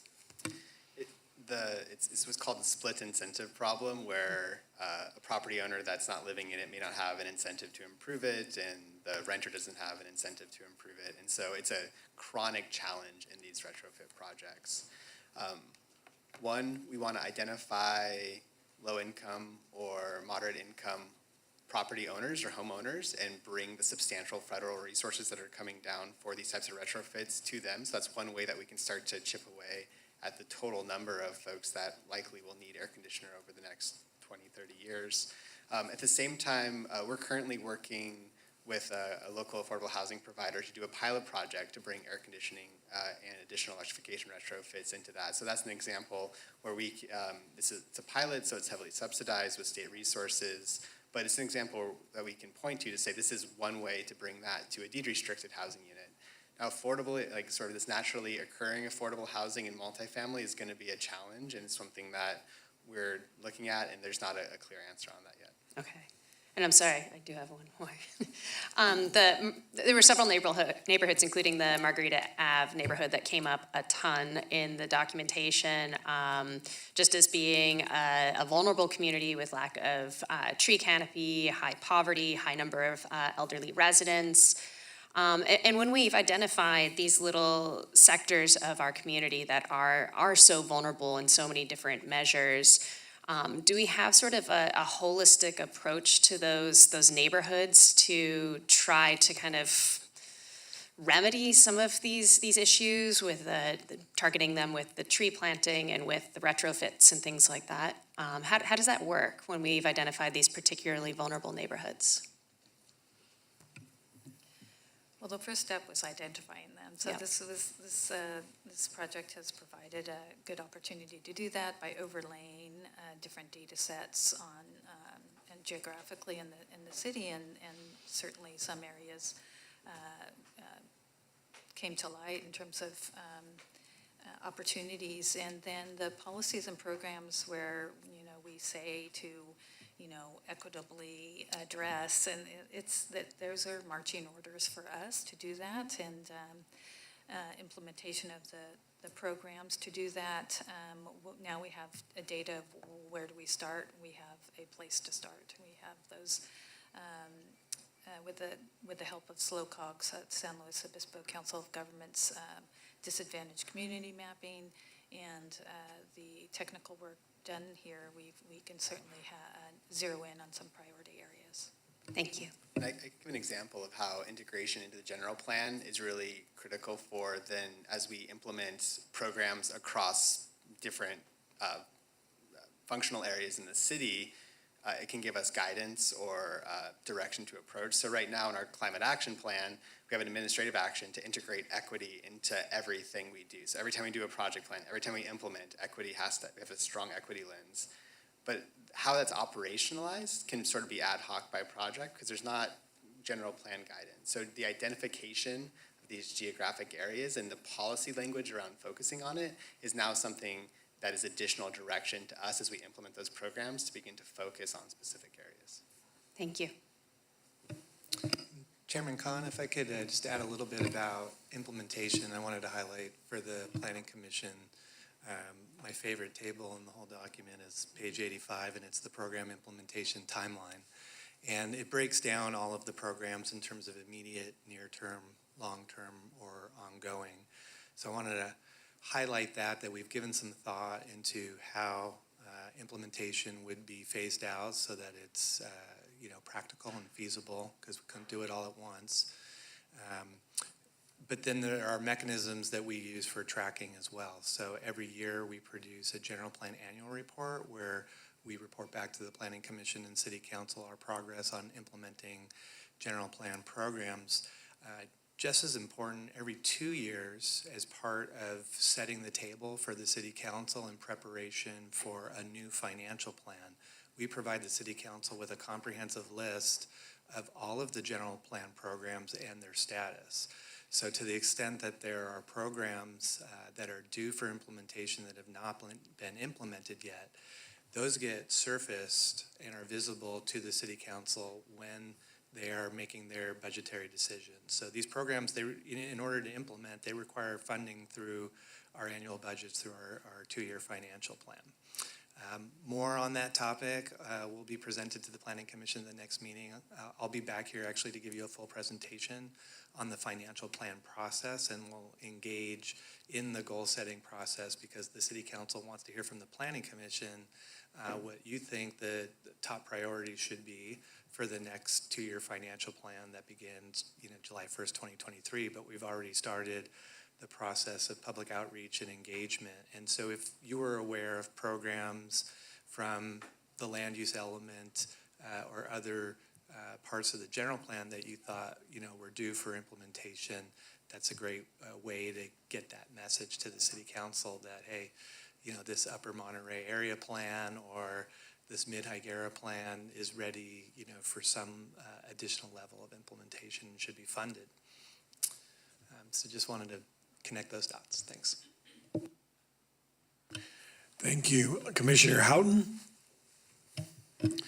Nice job. It's a big lift doing all this and putting together something like this, so well done. And I know it's still a road ahead, so I do have a few questions here. Great comments from my fellow commissioners already, and when schools were mentioned, I was thinking of one school in particular, the big one, Cal Poly, and I'm curious what kind of coordination's been happening with them because they're doing similar planning exercises. Should I roll through my questions and then, or do them one at a time and then, what do you think? Typically one at a time seems to work. Okay, I'll stop there for now. Well, one way we engage with Cal Poly was solicitation for members of a resilience roundtable, and boy, there's some folks from Cal Poly that were wanted and ended up on that stakeholder group, and that was really, really helpful. We had Adrian Grieve as part of our consultant team from Cal Poly, so that consultant team for the Resilient Slow project was Ascent Environmental as a technical consultant. We worked with a local government commission and Cal Poly with Adrian's help. And so we have engaged in that way. And then the community partners, the Slow Climate Coalition, a lot of these partnerships with community groups include Cal Poly for either faculty or students, and that's been really informative through the process. Chris, can you think of any other collaboration?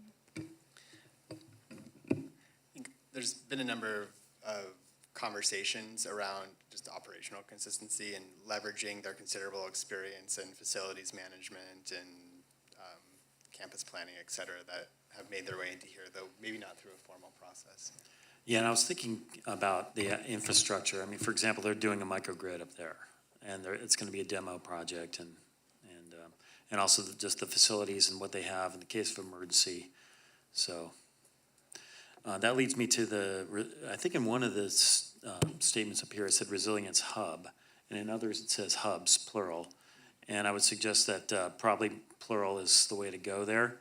And just as an example, I do this kind of work, and I'm working on a project in LA where it's funded through the Clean Power Alliance, and we're working with municipalities to identify municipal facilities like city halls, schools, police departments, community centers to retrofit with solar panels and batteries, have them be islanding, have them be emergency cooling centers and that sort of thing. So there's a lot of that going on, and I think when this really goes down, then it's not going to be just one place that people want to go to. So let's see, where did I want to go with that? So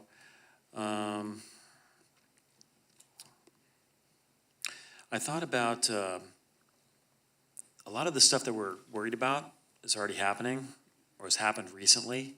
There's going to be tons of lessons learned from places like Paradise and flooding in Missouri and everywhere else that happens. I haven't had to live through that myself, or Santa Rosa, everything that's happened up there. So I didn't see a lot of those kind of lessons reflected in this so far. And so that's one thing I would be interested in is, well, what happened in Paradise when the whole town burned? I mean, and where did the cell phones stay active? What kind of steps might be in place to ensure that we still have communication and really basic stuff? So that thought occurred to me. And and this whole thing reminds me that like a while ago when, just putting together a go box personally of, what am I going to grab when I've got 5 minutes to go? So, and that's part of the public outreach thing that I'm sure is just kind of getting going. So there's going to be a funding aspect to all this, and you're probably all over this, but there's state and federal funding that's going to lead into a lot of this. So that it occurred to me as well, that that's going to be an important resource to apply. I just got a bid to put in a heat pump in my own house, and it was almost $20,000. And the IRA rebate's going to be $2,000, so, okay. And banking on what you said about 34%, Eric, Emily, no, in one of my classes at Cal Poly, I teach a class in HVAC, and I said, who has air conditioning? 40 students, 0. So that points to the rental issue, and that's not going to, I'm aware of the split incentive problem, and that's not going to be an easy thing to tackle, but, so, and I thought about, coordination with folks like Verizon, AT&T, and what's going to happen. How much do we know about how resilient those systems are? Because those are going to be really important for communication when something goes down. So I will stop with that. Thank you. Turn your button off. Yeah. All right, that's it for comments. Deputy City Clerk, do we have any public comments on this item? No, Chair, we do not. Thank you. Last chance, anybody out there? Okay, thank you. With that, script here says PC Commission comments, but I think we've already, feedback, I think we've done that with our questions also, so we're all set. Thank you. With that, I think we're ready for 7B, which is the staff updates and agenda forecast with the Housing and Policy Program Administrator Teresa McClish. Please provide us the update. Before we move on, I just have Yes. a question. Sure. I had a question, I think for you, about going back to the link. When I looked at the language and the agenda, it didn't have any comments about, well, us providing comments or direction or anything along those lines. And so I know that we asked questions to the developer, but is today a day that we should be giving any sort of kind of directive or questions for the council? I know that Commissioner Munoz Morris brought up some really interesting concerns about connectivity, the traffic flow with where things were going to be located and how they would be entering and exiting. And then I know we had public comment on local workforce agreements. So does any of that then get pushed on to the council, or do we just hear it today?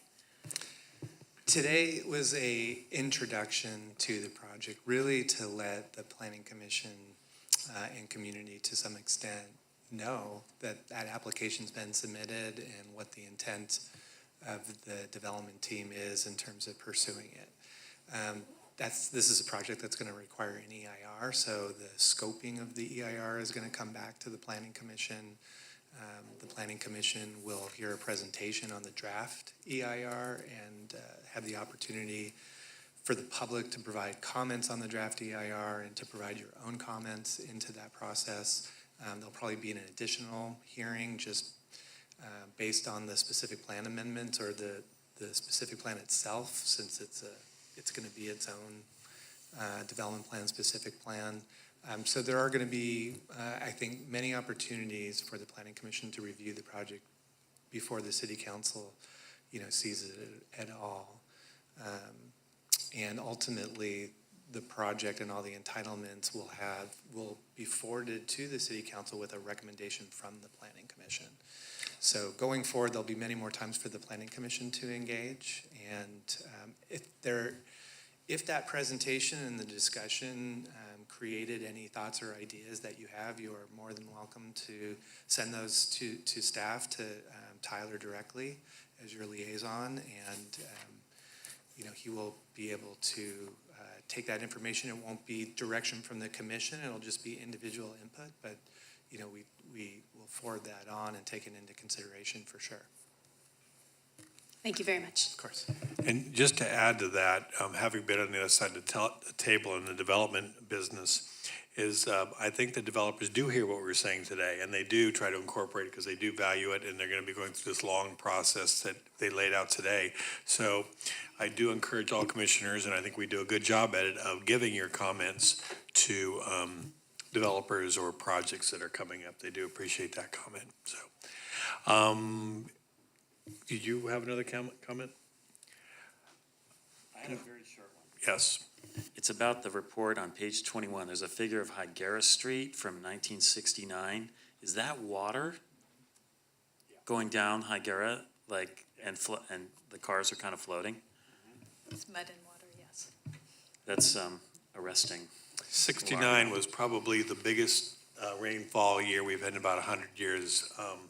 69 was so big that the reservoir, Lopez Reservoir, was supposed to take 3 years to fill, and they finished it in 69. It took 3 months.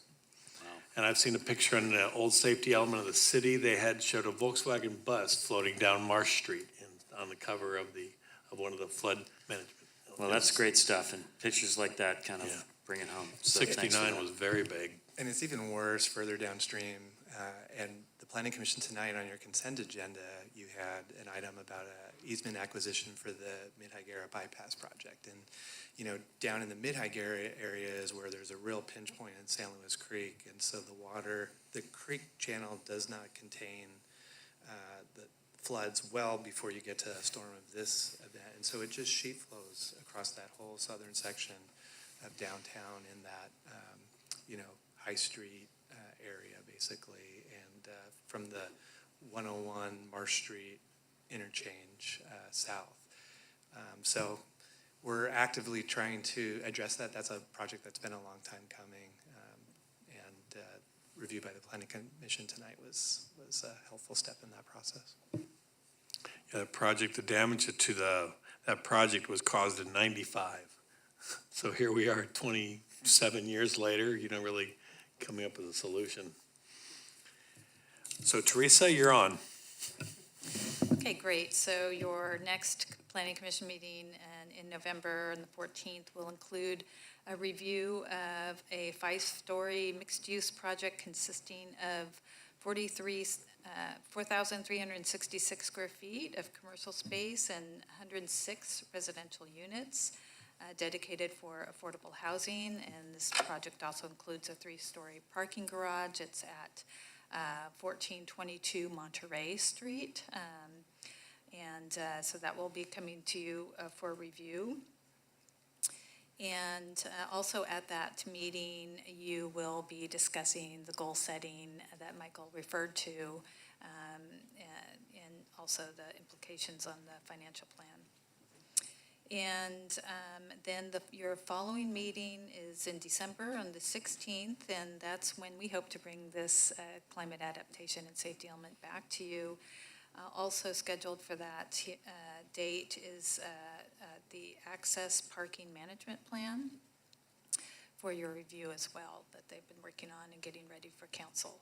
So those are the two next meetings for you, and that's what's in store.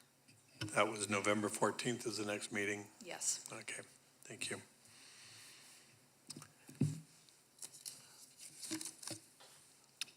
With that, the Planning Commission will hold a special meeting on November 16th. That's all right. Yeah, that's why I thought 14th, anyway. That's why it sounded bad. You're good. 16th. You're good. November 16th. So hold a special meeting on November 16th at 6 p.m. in these rooms, the council chambers at 990 Palm Street, San Luis Obispo. Regular meetings of November 9th and November 23rd of 2022 will be canceled. So with that, I call this meeting adjourned.